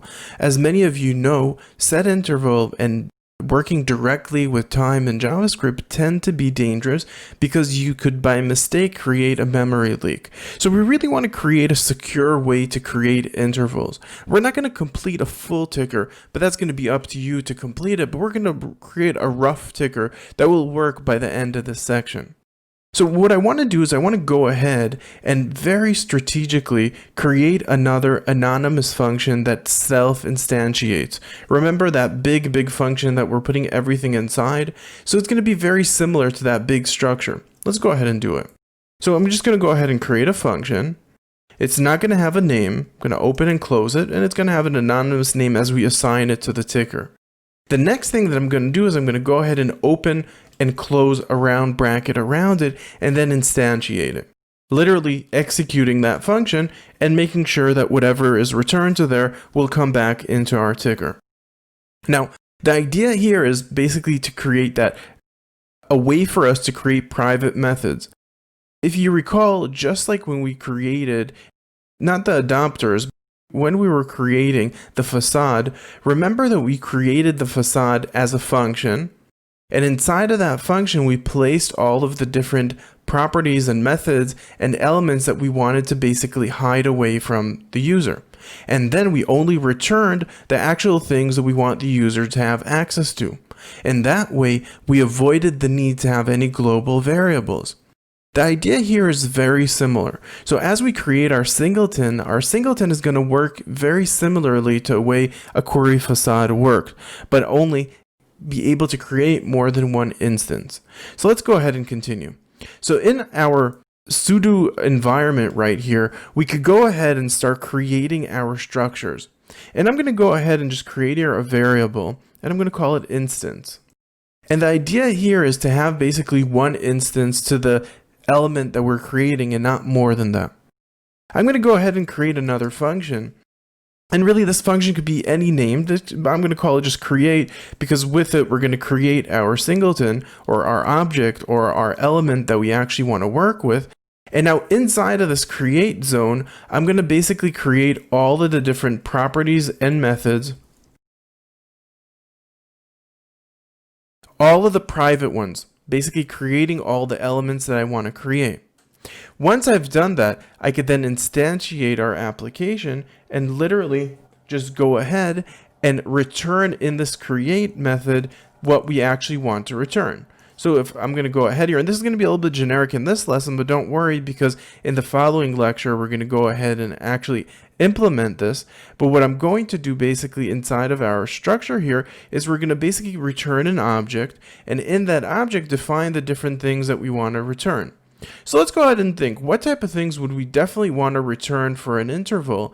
And in our case, probably something we'd want to do is add a ticker, or I'm just going to call it add. And for the add method, I'm just going to refer it to the method that we're going to create inside of here, which is going to be called add. And I'm going to go ahead here and I'll add the actual signature of this method as we create it. But when you think about it, the signature would probably be an interval of how often does it happen. Interval. It's also going to have how many times it happens. And it's also going to have a callback method. Last but not least, we could add a name or not. So I'm going to go ahead. I'm not going to add a name, but really so to be able to identify what is the name of that interval. So then later on, if we want to create also a remove method enabling us to remove a specific callback, we would have a name for it. All right, so we created the add method. There's really nothing inside of here, but what we did is we created a function that's called create that stores inside of it all these different methods. That means nothing else but this function has access to it, or the object that we're sending through will have access to the different methods that we decide to send with it. Next step that we want to do once we've created the structure is we also want to return to the create itself. What does the create itself return? In our case, the create itself returns this, but what does the actual instance return? So in our case, this anonymous function, what do we return from that anonymous function? What's actually going to be inside of this ticker area? In this case, what we really want to do is we want to return a new object, and that object is going to have a property that's called getInstance. Now, getInstance is just a common name, which is not mandatory, but it's a common name in a lot of other programming languages that is related to a singleton. So whenever someone sees getInstance, they know it's a singleton. Now, what does this function actually return? We're going to ask if instance. If there is an instance, if that variable was defined already, then go ahead and return that element. If it is not, let's go ahead and create it. So I'm going to create that instance, and I'm going to set its value to be the value that returns from that creation, which is basically this add element.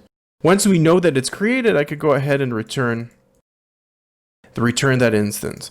Now, it's a very theoretical sample right now, but in the next lecture, we're going to take it to the next level, working within the structure and actually starting to build it out. As you can see, if I just recap this just for a second here, it's a little bit theoretical, nothing we could really see it at the moment. We have here basically a variable that is called ticker. Our variable ticker right now is in the global scope. To be able to prevent that, I'm going to go ahead and just set the words var before it like we would do to any variable. If we don't do that, then our ticker will be part of the global scope, kind of defeating the whole point of hiding everything inside of our library that we've been doing so far. It's not in the global scope because we're hiding everything inside of that scope that we've created of this function. So it's inside of our zone, inside of our access of our application. Only our application has access to it. All right.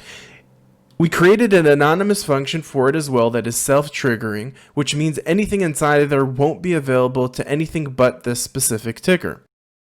Inside of that function, we created a variable that's called instance. We also created a function that will store all the different properties and methods of our singleton. We then also return the different properties and methods. Really, in this case, it's functions that are inside of a different function, and we're wrapping them up inside of an object, protecting them, saying, okay, this is public and all the rest is private, the same way that we did with the façade. The only difference here is that split in the steps where we also return to that element itself when we're creating that ticker, a getInstance property. And only when the getInstance method really is called, then that method will create our application, really starting our timer. But until that getInstance is called, no timer is started.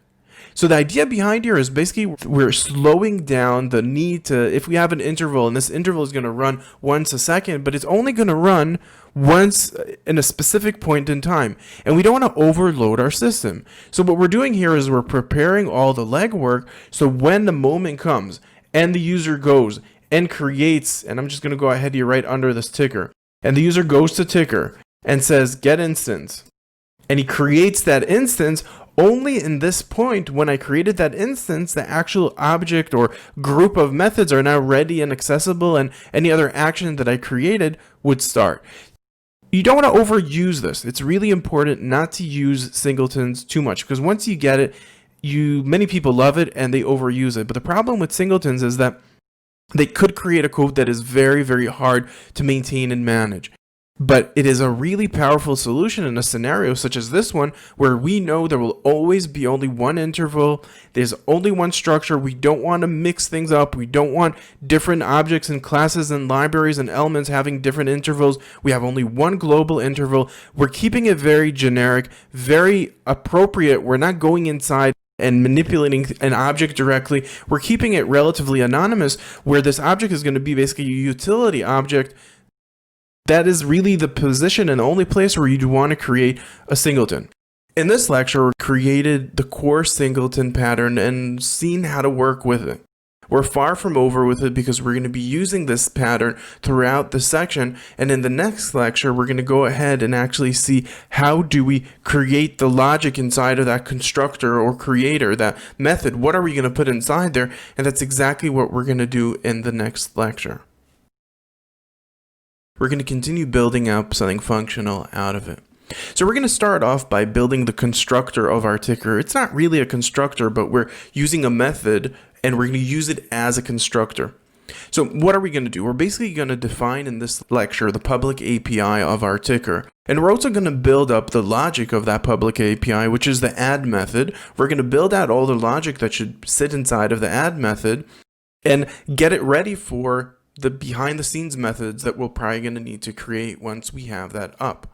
The next step in the process, we're also going to create a dictionary. Now, if you haven't worked with dictionaries before, and they're also called hashes, there's a few different names for them, but dictionaries are probably my favorite feature in programming altogether. So if I had to pick one of my favorite things, my favorite design pattern, you might say, it's not officially a design pattern, but if you build up your applications using dictionaries, they're going to be more efficient. And we're going to see this in this example. Obviously, you can't always use a dictionary, but many times when you do, you're going to save a lot of logic and make your application run smoother. And that's going to be what we're going to look at in this lecture, and the next one is going to be tied together with a subtopic of dictionary. So let's get started and jump right into creating that constructor method for our ticker. All right. So now that we have the basic configuration of a singleton configured, let's start creating the actual logic. And I'm going to start from the global API, which is that add method. And in that add method, we said that we're going to have the interval itself. We're going to have how many times this interval is going to run. We'll have a callback, and we'll also have a name for that specific interval. So let's go ahead and configure and start configuring it step by step. Now, the interval is a mandatory property, as we said. So is the times, so is the callback. But the name is not, because we might need to create it dynamically if the user didn't want to create a name. So I'm going to go ahead and just check to see if the name has been sent in. If it wasn't sent in, so let's go ahead and create here basically an index that will grow each time, making sure that the value would be unique. And all we really need is that the value will always basically grow by a certain number. So I'm going to go ahead and create a property. And I'm going to call that property, let's call this property index. So let's go ahead and do that. And I'm going to set that value in default to equal 0. All right. So now that we have an index of 0, I could go back into that add method and continue the logic. So I could go ahead here and say, just add to the index 1 digit, and that's going to be your name. So, or the name if a name was sent in, or that index. By the way, one thing that you might see, and these type of things you'll notice as you're working, is put here a TBD. There is a bug that could happen if the user already has a name that exists, if name exists. So if the user would send in the exact same name, we would have an issue. We could or refer back the user and throw an error, or we need a smarter way to deal with that situation, maybe updating the callback.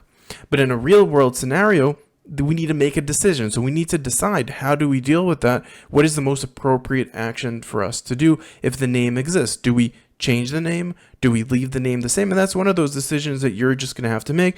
And I'm going to leave that as a TBD, as maybe something that you'll figure out and solve. All right. The next thing that we're going to want to do is we're going to create an index of all the different intervals. To do that, what I'm going to do is I'm going to go ahead and create another variable in that create zone, and I'm going to call that variable methods. Now, our methods is just going to be an object, and we're going to create here a dictionary. And a dictionary in any programming language is a way for us to index information to avoid the need for us to search for it later. The idea behind here is I want to go ahead and basically index all of our methods and set them inside based on their interval. So if something happens once every 100 milliseconds, let's put that in the 100 milliseconds folder, really. Now, if this doesn't exist, that means we need to create it. So if this does not exist, we're going to just go ahead and just basically create an empty new object here that we're going to use to store further our objects. The idea here is, again, if someone sent it for the first time 100 milliseconds, then in our case, our method will go ahead and put it into the 100 milliseconds folder.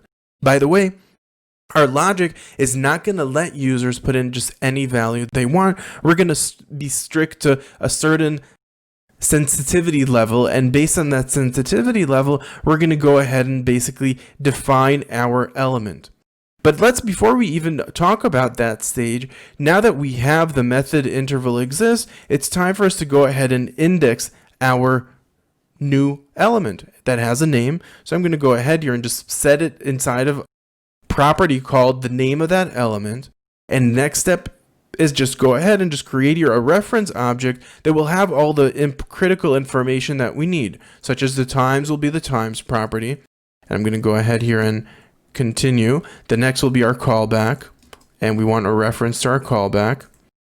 And next is going to be probably our interval itself, so we know how often that interval happens, even though we do have access to that in the above area. So we might decide, never mind, we don't need the interval as well inside because we already have it inside of that global construct, that setting configuration, because this is really just a matter of tweaking and figuring out what do we actually need. The next step, again, we were talking about that interval section, and in that interval section, really what we want to do is we want to basically get rid of anything that's out of our sensitivity. And the sensitivity, the idea of it is how often does our interval run, because our interval is going to be running all the time. So I'm going to go ahead and create a property that's called sensitivity. Our sensitivity variable, I'm going to go ahead and set it to be 100 milliseconds, but it could have been any value, and we can even create and expose to the user a way to change our sensitivity settings, preferably before anything happens. Speaking of which, what if if we do that and the user changes the actual sensitivity, we probably would want a quick reference to the actual interval itself, and maybe that would justify for us to go ahead and add that interval so we have access to that original interval value, because that original interval value might be completely different than what we're actually going to be storing it in. In this structure, and I'm just going to go ahead here and just kind of like slash this out for a second, and I'm just going to create an object that is going to be a reference object, and I'm going to just go ahead here and just delete all this. And the idea here is what I was saying is, yes, we do want to, our goal is to assign it inside of this structure, but our interval, we really want to classify it and categorize it based on our sensitivity. So what I want to do, even before I configure our interval, after I set inside the actual real value inside here, inside of our interval itself, I'm looking at this and I'm seeing that I'm going to have a problem, and it's great that we're doing this live. I'm already using the interval variable right here. But if we are saying that if the user sends inside 150, but we're going to ignore it, we're only going to treat it as if it's 100, then this reference is not going to be accurate anymore. So we're going to need to create a local variable, and I'm going to call this real interval. And our real interval, I'm just going to go ahead here, take that interval, and I'm going to basically subtract from the real interval, basically the interval minus interval modu, which will basically give me the leftover when I divide it by sensitivity. The idea here is to get rid of everything that's outside of our sensitivity. So now that we have the real interval, I'm going to go ahead and check if the real interval method exists and then define that real interval. All right, now that we have that, I could go ahead and set our actual object without creating a reference, so I won't need this reference, because really my goal is to keep a reference to the original. That's good. I'm not going to use it really, but in case that in the future a user changes the sensitivity, that it will have a way to go back and update the positions and locations of our intervals. The next step is I want to go ahead from inside of my real interval and set the real interval, which if someone puts here 125, we only accept 100. If a user puts 203, we're only going to accept 200. So we're literally getting rid of the leftovers that we just are not going to care about, because we want to create a site that is optimized and running as fast as we can. So if the user is trying to set a value that's just out of the refresh rate of our application, we're just going to ignore it. So now that we've created the sensitivity level and we defined it inside of the methods property, we'll have easy access to it as long as we're approaching it with the actual interval stages. The next step, now that we've created an index of this element, is we want to go ahead and also kind of configure and understand what is the next step that we want to do. And for now, there will probably be other steps that we need to do, but I'm going to go ahead and once we add our element, I'm going to go ahead and start our interval. And to do that, this is going to be a private method. I will go ahead here and just create I'm going to call this public methods and just leave that right here. And I'm going to go ahead and create right underneath it, I'm going to call, let me just go ahead here after our public methods, I'm going to go ahead and just take a step down here, private methods. Now, even though all these are private, this is really what defines a public or a private. It just helps me kind of see where everything is. And I'm going to go ahead and create that start method. Now, let's take a break because in the next lecture, we're actually going to go inside of the start method and start configuring to get our timer to start really configuring the actual interval itself. So we'll see you in the next lecture when we continue building up our interval manager.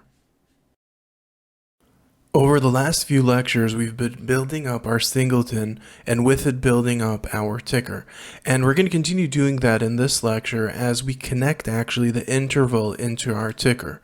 What we're going to do in the process is remember that dictionary we created in the last lesson. We're going to actually use it and we're going to see basically where is this logic set useful and kind of go over it a couple of times because this is quite impactful and a powerful functionality and feature to do in any programming language. We're going to start up that interval. We're going to configure its sensitivity, making sure that although we only have one interval running all the time, we also want to add some sort of level of control about how often could the interval run to try to build up and improve the overall functionality and overall performance of our application, because time is probably the most hogging resource there is.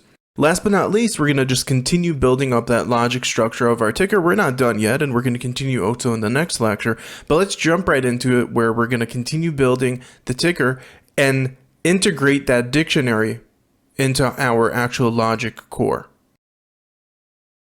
All right, in the last lecture, we created the core functionality of our add method, which is going to add intervals into this kind of complicated methods. This dictionary really enables us to add a lot of logic without a lot of if statements, a lot less of them. All right, so now that we've done that, we said that we're going to start our application after an add has started, but really we're going to start our interval. So I'm going to go ahead and actually create that start method. And before I do that, I'm going to need to have a reference ID because intervals return to an ID. So I'm going to go ahead in the beginning of our create and just go ahead here and just add a new interval ID variable. And I'm going to just define it, not set anything inside of there. And I'm going to go ahead and take that ID and literally just ask, does that ID exist? If it does not exist, then let's go ahead and set a value into it. And I'm just going to go ahead and create a new set interval. And I'm going to call back that is going to run every time our sensitivity happens. So I'm going to call it run interval. And the sensitivity level is literally the variable sensitivity that we've created. So I'm just going to call it sensitivity. And there we go. So we've just created our interval structure. All that's left for us to do is to go ahead and start actually creating what is actually going to happen every single run. So we created already an indexing of every single interval that is being added. And it's time for us to now start creating also the actual function that will actually process all those intervals that are going to take place at the same time. So to do that, I'm going to go ahead and create that run interval, and let's start thinking what are going to be the steps involved in the run interval. For the first step, we're going to need to know what is our current interval. So I'm going to go ahead and also create another variable up there right underneath here, and I'm going to call it current interval, which is going to return to me literally how much time passed since the last interval was called. And I'm just going to go ahead here for our current interval. And the first thing I'm going to do is I'm going to go ahead and literally just push it up its value by our sensitivity.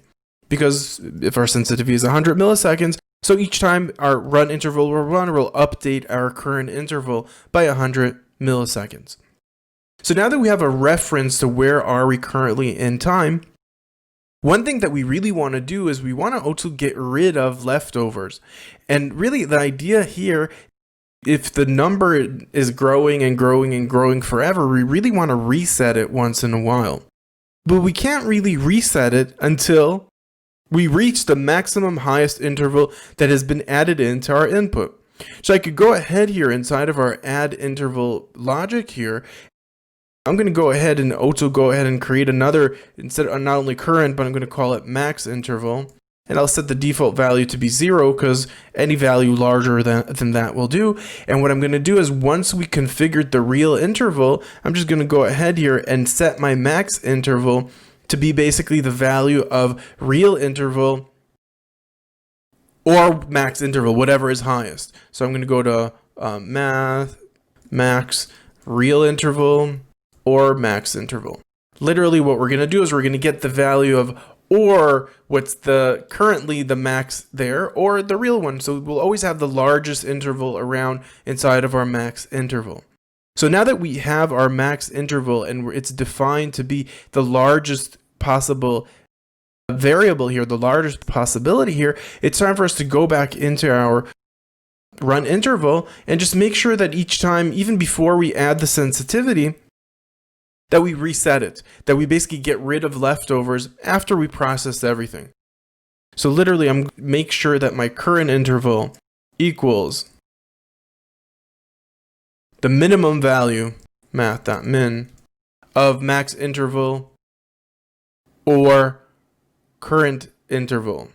Well, literally, no, that's actually not that great. Is what I'm going to do is I'm going to go to the max interval, and I'm going to go ahead here and just set my current interval to equal the modu of the max interval. Now, the idea here is that only the leftover that is going to be remaining is going to be the value. So if it's 100 milliseconds and our max interval is 1,000 milliseconds, then fine, then we'll stay at 100. But if it's 100 and 1,100, then we're going to get rid of all that leftover and drop down to be 100 milliseconds again. And then we could start adding our sensitivity because we don't want to cross that actual max interval. So this is going to make sure that once we add the value, we might get to the max interval, which is completely acceptable because we're still putting max interval elements inside of our storage facility. So this really just makes sure that before we even start calculating, we're going to get rid of any number that is larger than the maximum amount. Once we did, we're going to add our sensitivity inside. So now that we've done that step, we're ready to start referencing and gaining access to our actual dictionary, which we called methods. So what I want to do is I want to basically go through every single interval inside of here, and I'm going to go inside of the methods, and this interval is going to return to me a number because it's going to be that interval number that we positioned inside of our intervals. So the next step for me is to basically ask inside of that for loop if our current interval is divisible by the interval without a leftover. So literally I'm saying if our current interval, we could basically divide that current interval by our interval. What does that mean? Let's think about it out loud. So if our current interval, let's say we're at 500, and our interval, let's say, is 100. So if it's 100, that means when we reach 500, we need to call this interval as well, right? So now that we know that we need to call it, I'm going to go ahead here, and literally what I want to do is I basically want to make sure that this value is returned to be 0. That means there is no leftover, meaning this needs to be called. And if this needs to be called, I'm going to go ahead to that group because this is a group of intervals, and I'm going to process that whole group. So to do that, I'm going to create a new function, and I'm going to call it process interval group. And literally what I'm going to do is I'm going to send in that method, and I'm going to send in that whole group that's inside of this interval. Literally making sure that all the different intervals, and just a reminder, because this might look a little bit complex, because it is a little bit complex, what we've done here is, and I'm going to go through all the steps right away, because it is quite complex. So let's take a step back and go and look again into the structure that we've created when we created the add structure. What we did there is we figured out what is the real interval that we're going to be treating based on our sensitivity. Our sensitivity really defined what intervals are accepted. So if the user sent in 133 milliseconds, we don't accept that. We only accept things that are divisible by 100. So we basically got rid of anything that was beyond that. We still kept a reference of that for the future in case we're going to enable the user to change sensitivity.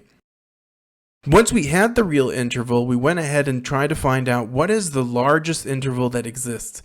We had a global reference here inside of the create method, or a global to the create, or a local variable to the create function, which is above the add one, that will now store the biggest interval that exists. But the reason why we have it is because we want to make sure that our actual counter, our actual current interval, will never be larger than the maximum interval. Later down inside of our add method, we also created a method object that put inside, based on the real interval, it added into the name property of that element the feedback of that specific element. And in our start method, we started running our interval. Now, what did we do inside of run interval? In run interval, we made sure that we got rid of anything that is larger than the maximum interval size. And this is the dynamic element. So as we add more add elements that have a larger interval, then our counter will continue counting to a larger number. Once we configured that and set it up, all that's really left for us to do is to add the sensitivity, which is basically the amount of time that passed since the interval passed, which in our case is 100 milliseconds, to add it into the current interval. Now that we know what time we're in, it's time for us to test based on the different intervals that exist inside of the methods, basically which ones are we going to call.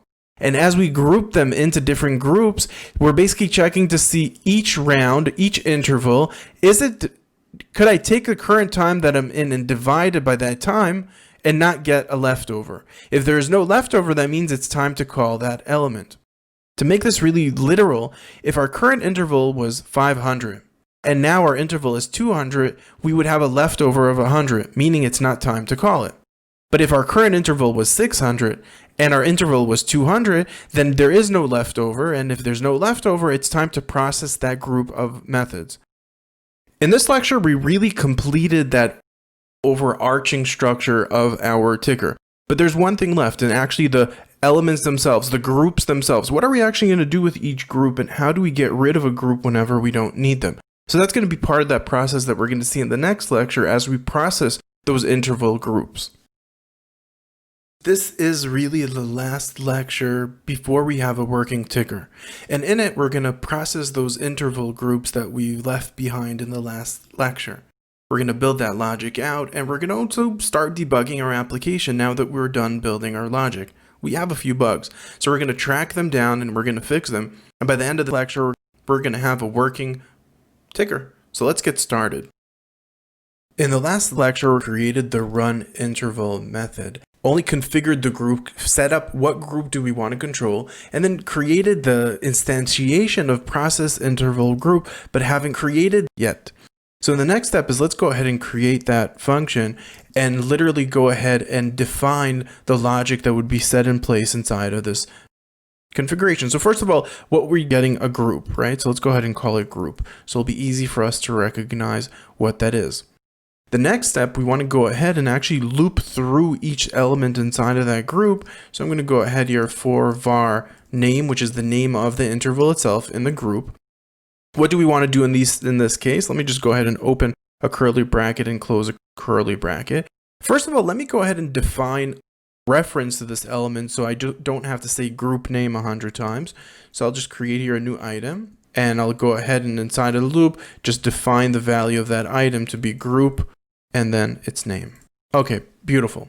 So now that I have access to the name, the group, the item itself, what do I want to do? First of all, I want to call that callback. Recall that we created a callback reference. So I'm going to go ahead, and if I'm already inside of here, that means I need a callback. And I'm going to go ahead and call it.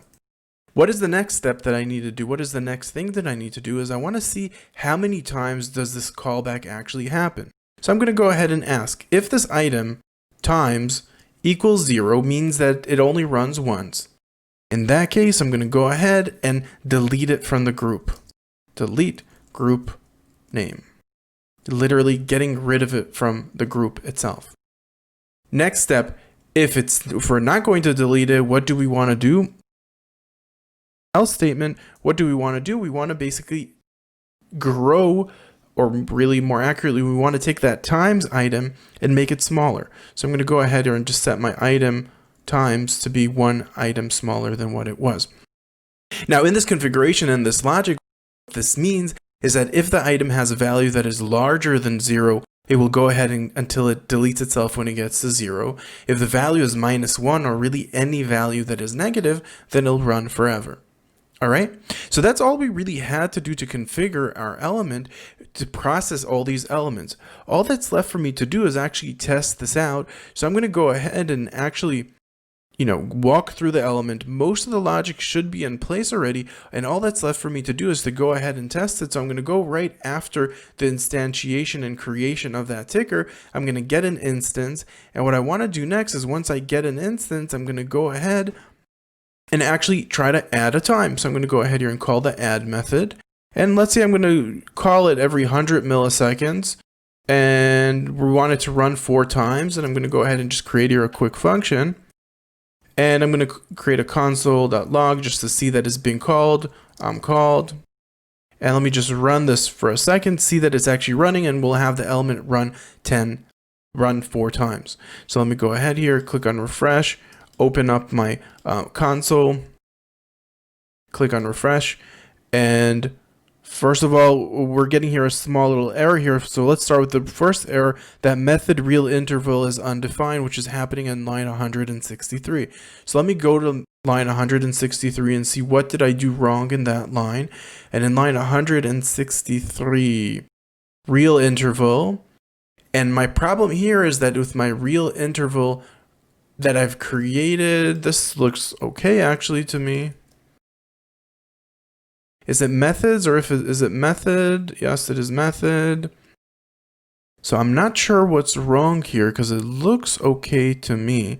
So let me just run this one more time to see if that's really the error that we have here. Let me see if there's anything above here that might help me analyze and figure out what's going on. So I could see type error is undefined. Real interval is undefined. Is the real interval undefined? Is the methods undefined? Let's really try to get this and figure out if what we have here, if something is wrong. So the methods is in existence. We know that. The real interval, the value itself must be real as well. We have here the value, it's coming back. Everything here seems fine.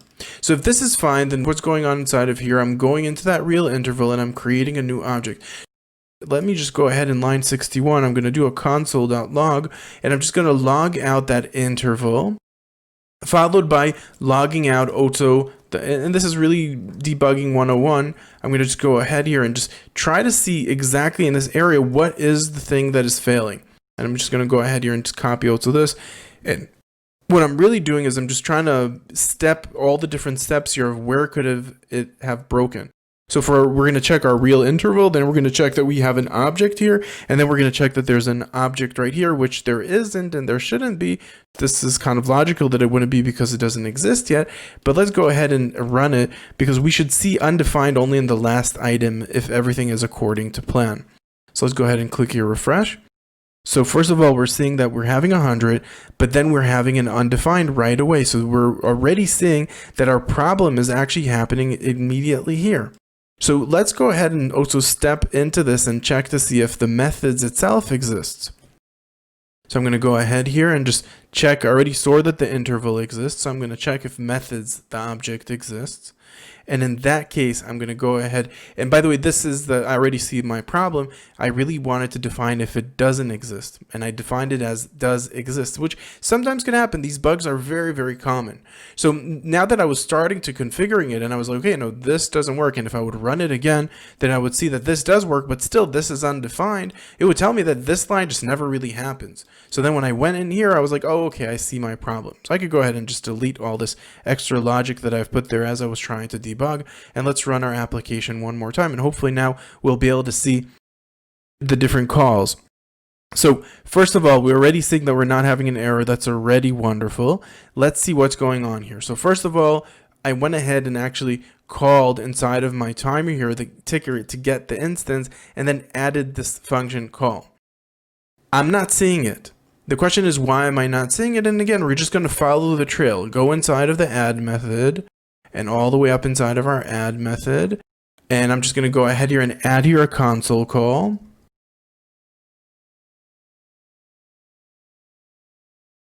And literally the goal here is just to see that we're actually stepping through the different steps that we wanted.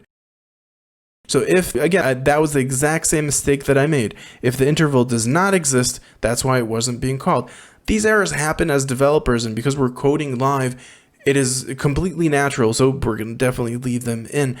This is 101 debugging, which is critical in development of applications. So you just follow the trail. I already was going to put a trail here. I was going to then pass through to see if this interval is being called, and I really immediately noticed that I basically said if it exists, then create it. If it doesn't exist, then don't do anything. All right, so that was a silly mistake. Let me go ahead there and click on refresh. And here we go. We're called 1, 2, 3, 4. We see that it's being called a few times. So let me just go ahead and continue in this logic set. I'm just going to go ahead here and say, and just put here, I'm called 4 times at 100 ms.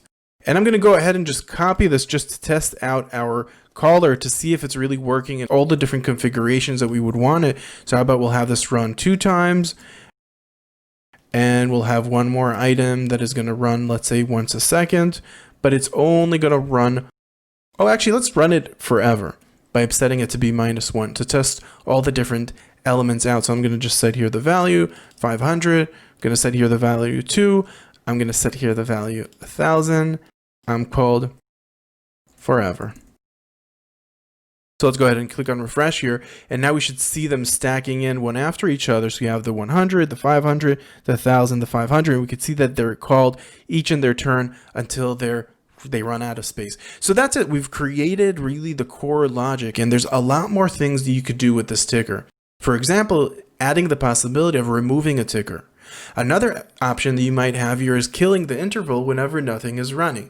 So there's a lot more stuff that you could do in this library that we're not going to do in this section. So congratulations, you just built out the ticker and it's working. All that's left for us to do is to expose it to the world, and that's exactly what we're going to do in the next lecture.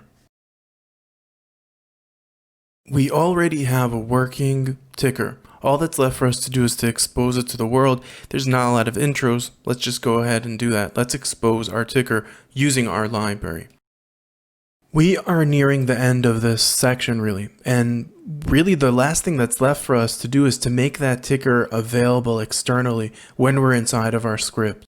Now, we really don't want to create another global variable. Our goal is to have only one of them. But let me go ahead here and just cut this out and position it inside of our script element here. So I'm just going to paste it right when our GQ is ready, even though this method would be available as soon as we wanted to. But this gives us that option of triggering it only when we want to. So I went ahead and just deleted it from here. And what I want to do is I want to just go into our GQ and create a new method that will literally, all it'll do is return the ticker. So I'm going to go ahead here and just create anywhere inside of my GQ, and I'm going to call it ticker. And all really ticker is going to do is literally just return that ticker.getInstance. And there we go. We've just instantiated our getInstance, and it's only going to happen whenever the user is going to call our ticker method. And literally all we have to do, all that's left for us to do is, instead of approaching the ticker directly, which we can't anymore because we're outside of the scope of our library, I could literally approach the library and ask for the ticker and then start doing whatever I want to do inside of the ticker. And if I go ahead and save this, everything should continue working. And everything is not working. So I can see that GQ ticker add is not a function. So because I have to trigger it. So let me go ahead here. I have to actually go ahead to my ticker and actually trigger it. So what I could do is literally, let me just go ahead and create a ticker variable. And I'm just going to go ahead and just refer to my ticker, get it out, get that function back, and then go ahead and then define access through that ticker. It is not a property because we don't want the user to be able to delete the ticker from within our application, but we are sending that ticker out to the user, which is really just a reference that doesn't give them real access to the ticker itself. So if we go ahead and just save this, go click on refresh again, then hopefully now everything should be working. And here we go, our ticker is working exactly the way we expected it to work. In this lecture, we exposed our ticker into the world and through our library. And with that, we completed this section. But we're not done with this title. We have still another section to go. And in the next section, we're going to be working with events and really get to know how to use events in JavaScript. So we'll see you in the next lecture, which will be in the next section, when we're going to be working with events. Welcome to the last session in this title, where we're going to be working on creating an event dispatcher, which is derived out of the observer design pattern. In this session, we're going to be creating an event dispatcher and integrating it into our library. We're also going to learn how to remove events from our dispatcher so it won't be only a one-way direction. And we're going to wrap up this title and wrap up this section by talking about how to test things out using test units. And we're going to take a deeper look into the logic behind building it and how it will help you maintain your application and avoid creating bugs down the line as you're exploring and building. All right, so let's jump right into the first lecture. And in the first lecture, we're going to be creating the event dispatcher itself. Part of the process, we're going to be adding events into this dispatcher mechanism that we're going to be creating. We're going to dispatch events, and we're also going to test everything out to make sure that everything is working. So let's jump right into it. As you're taking an advanced course, I'm sure you already know what events are and have worked with them. In this lecture, we're not going to learn what events are, but instead of that, we're going to learn how to create our own event dispatcher in JavaScript. So let's go ahead and do that. And in my script area, I went ahead and I already commented out all those tickers because I don't want to have anything on my console besides our event that we're going to be building out and testing out. I'm going to go into my GQ library and just scroll all the way to the bottom of our library just before we instantiate it. And I'm just going to go ahead here roughly around line 218. And what I want to do is I want to create a function. And I'm going to call this function event dispatcher. Now my event dispatcher function is going to accept an object. This is completely different than how you would do it, by the way, probably any other programming language. One of the powers of JavaScript is that it's completely modular. So what I could do is send inside objects inside of our event dispatcher method, function, whatever you want to call it, and basically convert it to become an event dispatcher. Now, because we're working inside of this function, I could create here private variables, just like we did in previous sessions. So I'm going to create here a list that's going to store all the different events that we're going to be creating. Next step, I'm just going to go ahead right into my object and just add the add event. And I'm going to go ahead here and set here the event, add event. It's going to get two parameters, one which is called type, and the other which will be the listener or the function. Not really callback, but very similar to a callback. The big difference is that a callback, you give only one per element, while with events, you could put a whole list, and where you do put it in a list, and it goes inside of a queue. And then once that happens, it will trigger it, and that's exactly what we're going to start building out right now. But first step is to add those events. So I'm going to go ahead and build that dictionary just like we created previously. I'm going to go into my list and just ask if type exists. Do I have a dictionary object of type? Now, if I don't, and the type itself is going to be basically a string that the user sends in, such as a click, such as a tick, such as whatever it might be. So I'm basically checking if I already have something registered. If I don't, let's go ahead and create a new array here for this element. List, let me just copy paste it, that would be probably faster. And I'm just going to set that to be an array. Beautiful. Now, next step, we also want to make sure that this element, this listener, isn't already inside of our list. So our list already exists, so that's good. So we could approach our list. But what we really want to do is check to see, does this listener exist? Now, if this listener is already inside, we're going to get a value between 0 and the length of our array. In any other case, we'll get -1. So what do we want to do if it's -1? That means that it wasn't added already in. We're not going to add it twice. And if it wasn't added, let's go ahead and just push that item right inside. So let me just copy that, and I'm going to push it. Now, by the way, just a side note, many of you are going to get angry that I'm not putting here a curly bracket and closing a curly bracket. I don't normally do that, but I'm going to do that just because I thought about it. I personally like just not putting it. I know sometimes it annoys people, so here you go. It is added in. I thought of it now. Personally, I enjoy visually how it looks like without it. It's 2 lines less. But, you know, most people like it the other way, so let me do what everyone else likes. So there we go. So what we did was we checked to see if that list type exists. If it didn't, then we're going to go ahead and create it. And then we check to see if that listener is already inside of our list. And if it's not, then we're going to go ahead and add it. And only then we will add it. And that's it. That's all we really had to do to add our event, or add event listener. Some call this add event listener. Add event listener, which is longer. If you want to do the full qualified name, it would be add event listener. Now let's go ahead and I'm going to just call it add event. I know many of you also like fully qualified names. I personally enjoy more the shorter names. And I'm going to go ahead because it's clear to me when I'm saying add event that I mean add event listener. So I don't need to call it add event listener explicitly. And I'm going to go ahead and also call the dispatch event. Now, the dispatch event might be something less familiar to you if you've only worked with events but never created them in any other language or in JavaScript. An event dispatcher enables you to broadcast to the world that that type of event has just happened. But really, you usually would accept an array, an event here, an event object that could have other information besides only that type that is there.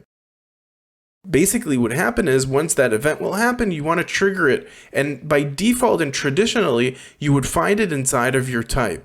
So basically, you're sending in an event object, which could have a lot of other information, a lot of other things. So you could append other things into it.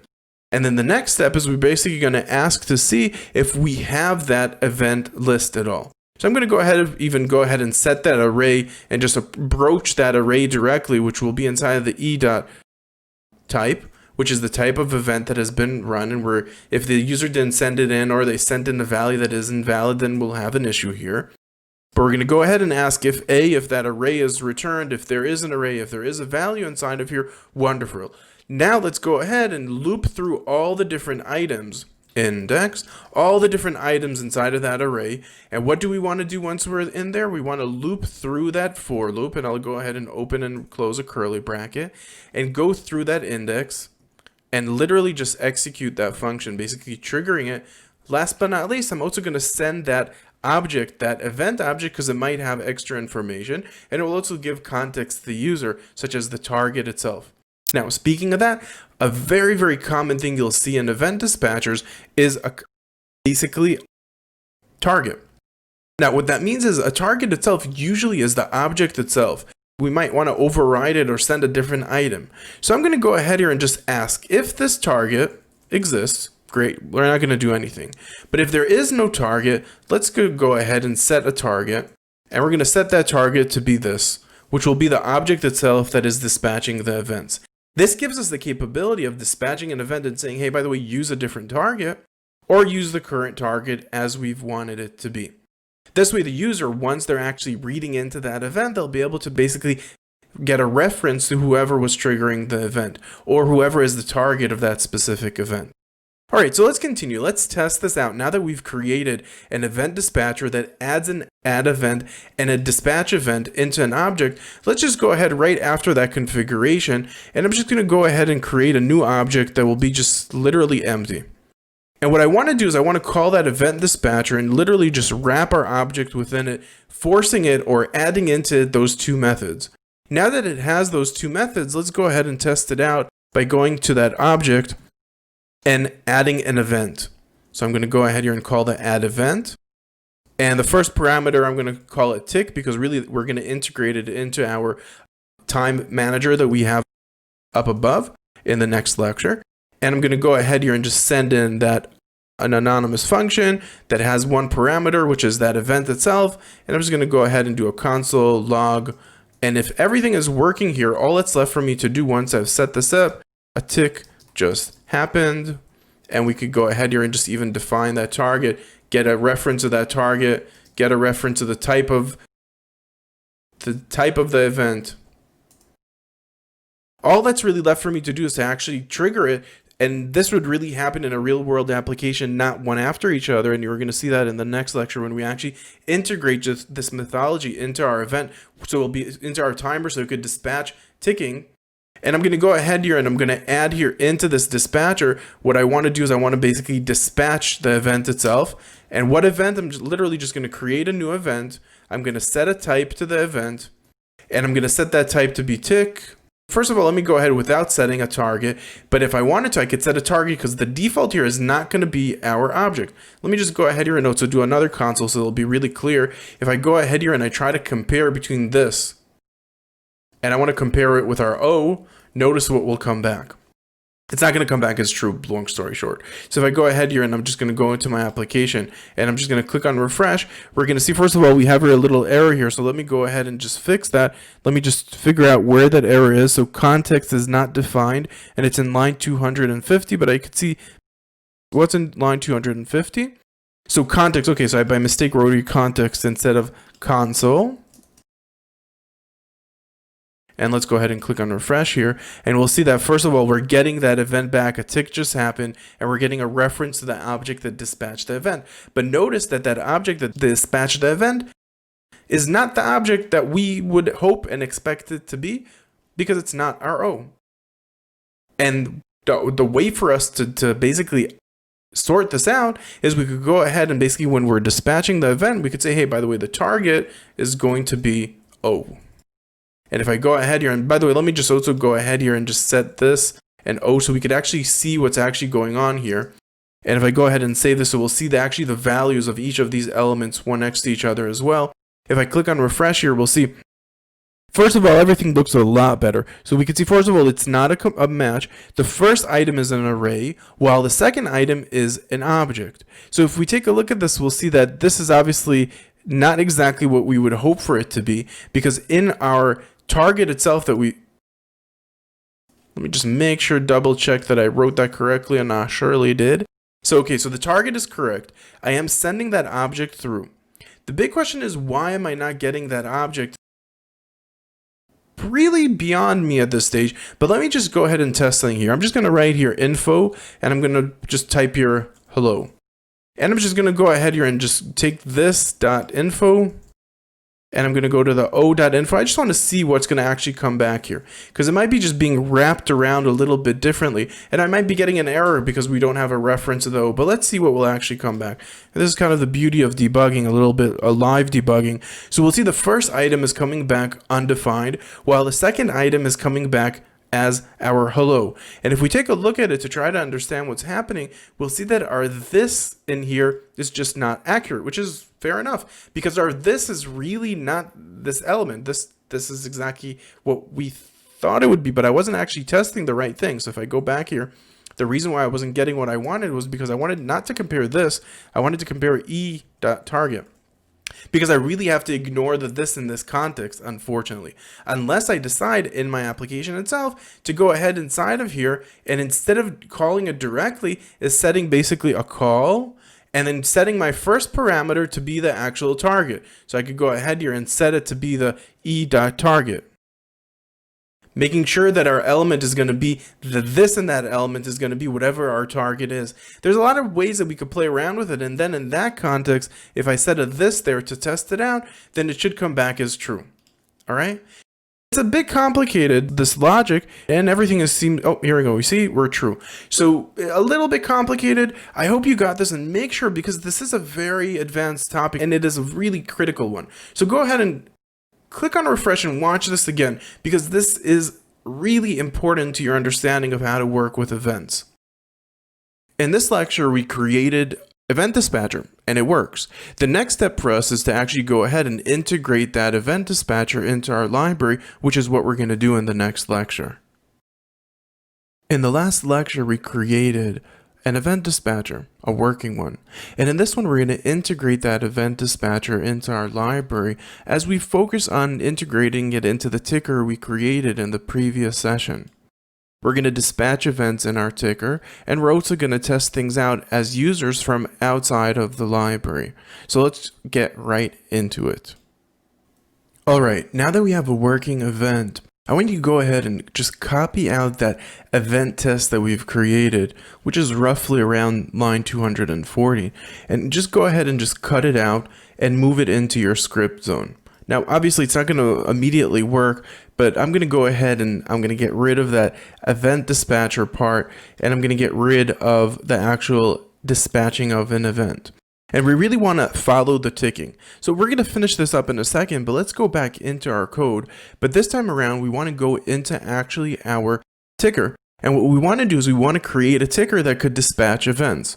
So in our ticker, we're going to have to figure out where to put it because our ticker isn't really an object, right? The real object that we're sending out is the object that is in the end of our create process. So if I go all the way to the bottom of the create process, around line 206, where we only have one public method.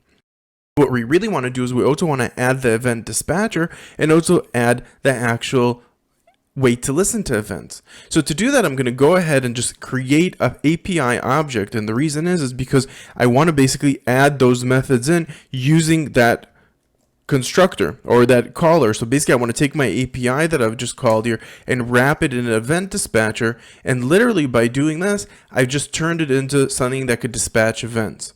Now that it's something that could dispatch events, now that I have access to dispatching these events, I could then go ahead and move on to the next step. Well, first of all, let's also return that item. And now that we have access to dispatching events, we could then move on to the next step, which will be basically dispatching those events and listening to them. Now, we do have another problem, is that our API right now is stored within the create method. Now, it might look confusing because we've put this definition in line 205. So I'm going to go ahead here and just delete that definition from there, although it's accurate. And I'm going to go ahead all the way to the top of my create method. And in there, I'm just going to create one more property, which will be called the API. The reason why I'm doing that is because I want to, also it's more efficient, but I also want to make sure that you all realize that all the different methods that are living within the create will have access to that API.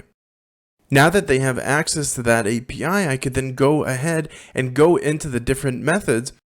So for example, when I'm running an interval, I wanted actually to call out, I'm going to do a console call, and I'm going to just log out the API dot let's try dispatch event. I just want to see that that call is, that we have access to it. And if I go ahead here and I just save this and I go back into my application, I just have to make sure also that the interval is running. So I'm going to go ahead and let me just comment all the lines inside of our script here and uncomment the actual ticker process because we want to have access to that ticker. So I'm going to go ahead here and save this, go back into my application, click on refresh. You see that function is right there. Event dispatch exists. Beautiful. So I'm going to go ahead here and just back into our code. Now that we know that the event dispatch does exist, I'm just going to comment this out for a minute so we won't have to see it. Back into my code itself, now that I know that I have access to it by going to API dot whatever the dispatch is, I could go ahead here and first of all, I want to dispatch events in certain points in time. So I'm just going to go ahead here and I'm going to look for what points in time do I want. I actually do want to run it in run interval. So let me go ahead right there and I'm going to call the dispatch event and I'm just going to send inside an event and I'm going to send what type of event is it? It's going to be type of pre-tick, because I'm going to do this before the tick actually happens, and target itself is going to be this object that we are in, or I could define it to be that API, making sure that the user continues to only have access to that public API. The next step, I'm going to go ahead here for our target, and I'm going to go and just set this also right underneath here when all the interval has been defined, and I'll have here also a tick. So now that I have a tick, and now that I'm dispatching an event, I could literally, next step is just go back into my code here. We could undo that add event listener. All we have to do is just make sure that we're broaching our ticker. So I'm just going to go ahead here and just copy that ticker. And that's our ticker. And get rid of all the commenting. And let me just, how about so we won't see a million things. I'll just comment out all of this. So we'll have only this item that runs 4 times. Each time it runs, we should be seeing all these traces as well. So I'll even go ahead here and just comment this out. I'm adding this, but literally we're only going to be watching for our tick that we've added that will listen to any tick no matter what. So really for that matter, how about we run this as well? If we're already doing that, I'm just going to comment out the commenting and I'm just going to add here a new variable and I'll call this count equals 0. And I'm just going to go ahead here and just upgrade our count. And a tick just happened and I'm just going to place here right away that count. And I'm just going to delete all of that. and I'm going to give it a run, and if everything is working according to our plan, then in the beginning we should see that there's a lot of ticking going on. And the ticking is going to happen once every 100 milliseconds, no matter what. So we're going to see those ticking happening in rapid speed, even if it didn't capture anything. So let's go ahead here and just click on refresh. And we should see here rapid ticking going on every 100 milliseconds, and our tick event is working. So what we've done, and I just want to do a real quick recap here, because we've done quite a lot of stuff, is remember last lesson we created the event dispatcher that accepts an object, and then it adds to it two methods, the add event and dispatch event. And in the next lesson we're going to create more events such as removing an event. But in this lesson, what we did is we went to our ticker, which isn't really an object. It has a public API, so we turned it into a variable so we have access to it. And once we've done with all our configurations inside of the create method, just before we wrap it up and return the API, we went to that API and just added into it access to those references. So it gave it access to the public methods we wanted to have, and also the actual API we wanted to have. Now, if we wanted not to let the user to create the dispatches themselves, then we could have broken it down and only set the API to have access to the specific add event. But in our case, if something dispatches events, it's a public API. Anyone could dispatch it if they need to or want to dispatch it. And that's all we had to do to be able to expose the user inside of their script area to be able to add events into our ticker itself and listen to the actual tick itself. Now I'll give you a little homework assignment. Add also not only a tick, but add also a captured tick, or a tick that is referred to something that happened. So basically what I'm saying is when you're creating it and you're testing it, make a test in your process interval group. Only if something changed, then create a tick that's not only a tick, but it's going to be working tick, or whatever you want to call it. Active tick, or a real tick. Real tick, that sounds good. Real tick. All right, so that's it for this lesson. In this lesson, we integrated the event dispatcher we created in the previous lecture. In the next lecture, then we're going to go ahead and also add a removal method for our event dispatcher, enabling us also to remove events from our dispatcher and not only adding them in. At this stage, we have a working event dispatcher, but the only thing that's missing is that we can't remove events from the dispatcher. And that's exactly what we're going to do in this lecture as we create the logic for removing events and test everything out to make sure that it works. So let's get started. We created a working ticker, and by adding that event, we also could track every time a tick happens. But we're really missing one thing from this design pattern, one would call it. Although it's very commonly available in many languages, it's still a design pattern that enables us to inform the application wherever it wants to about a change that is happening within an object. What I want to do next is also create the remove event. The remove event listener is probably a more common name that you'll find in many languages. Let's go ahead and do that because it's really critical. So go into that event dispatcher, and right underneath that add event, let's add another event to our object. I'm going to go to the object and add the remove event. Go ahead and create a function here. Set that function to have two parameters, the same parameters that were available in our add event listener method. And I'm just going to go ahead here and start building it out. All right. So the first step that I want to do if I want to create this is I want to get a reference to the actual list of events that are available for that specific type. So I'm going to go ahead here and just create that variable, and I'm just going to call this list type, just so I could have here a short name. And I'm going to go ahead here and just get a reference to the type because we're going to refer it a few times, so a shorter name is always a good thing. And I'm going to go ahead already in advance also and add an index property and set it by default to be -1. The index is going to be the index of the listener inside of the array. So let's go ahead and test this. So first of all, the first thing we're going to do is we're going to ask if that list exists, if there's a value inside of there at all. And only if there is a value, then the next step is to try to figure out what is the index of that element. So if they have an index of that is larger than -1, then we actually have something inside. Now, by the way, I didn't have to assign here a value because we're always going to get a value back here. So I'm just going to go ahead and delete that because it's just not needed, the value itself. And now that we got an index of our listener, all that's left for us to do is to go ahead and actually remove it. And the way we're going to remove it is we're going to basically first test to see if that index is -1. And if that index equals -1, that means we shouldn't do anything. So we're going to go ahead here if it's not, or if it's larger than -1. So let's go ahead and do that. If our value is larger than -1, then what do we want to do? If our value is larger than -1, then I'm going to go to that list and I'm going to slice out that piece from the list. So I'm going to go ahead there and call the array splice command. And I'm going to send the index itself of the item and say how many items do I want to remove, which is one item from that specific index. And that's all I really had to do to create the remove event. All that's left for me to do is to test it out. So again, just a recap. We got the same signature to our remove event as we have for our add event. We got a reference to the list itself, that dictionary or hashtag, the library element that we've had there that's storing our database, you could call it even. And we set an index variable to be used down the line.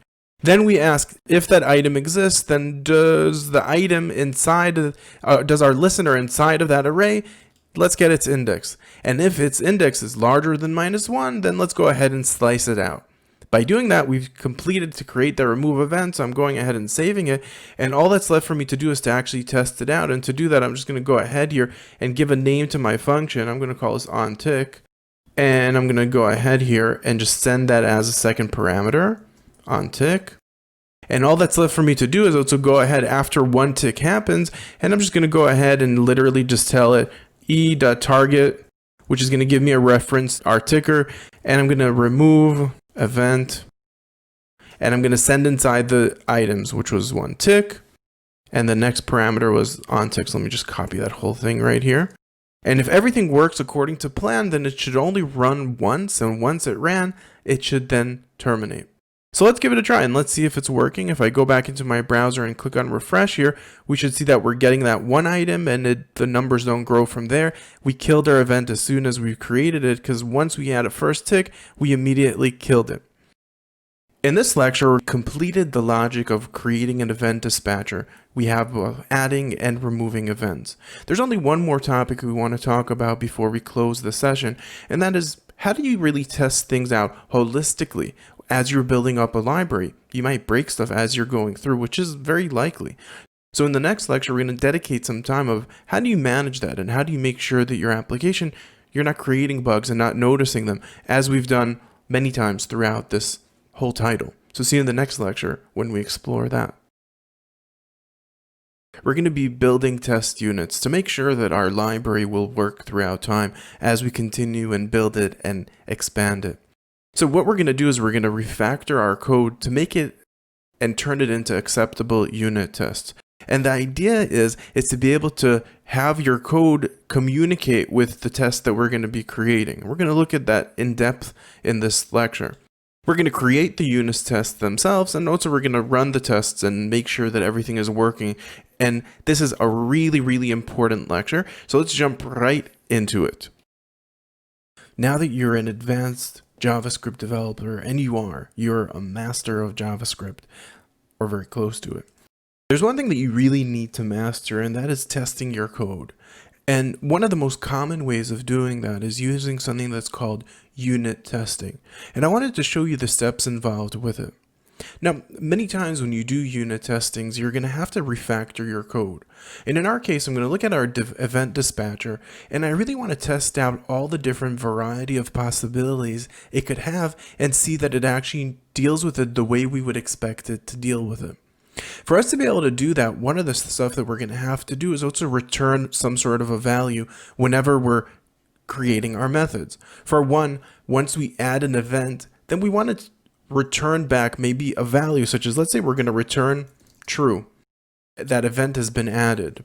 And we're also going to return false if that case has never came to fruition.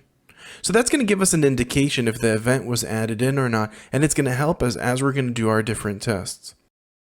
In our remove event, we also want to add that type of a logic. So by default, I'm going to put here a return false, and I'm going to go ahead and if we're going to do that splice, I'll just open and close a curly bracket here and put our case inside there and return the case of true.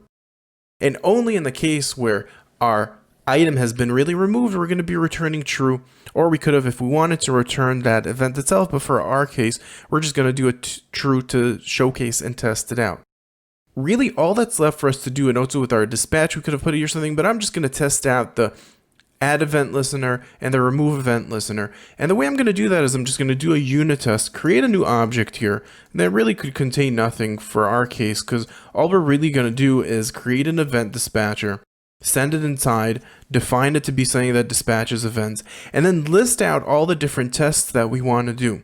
In my case, I'm just going to do a simple console call, but in reality, we probably want to aggregate it in a smarter way. And what I would do is, okay, in a case where I'm going to remove event, and this event doesn't exist, right? So I'm going to call this car. There is no such event.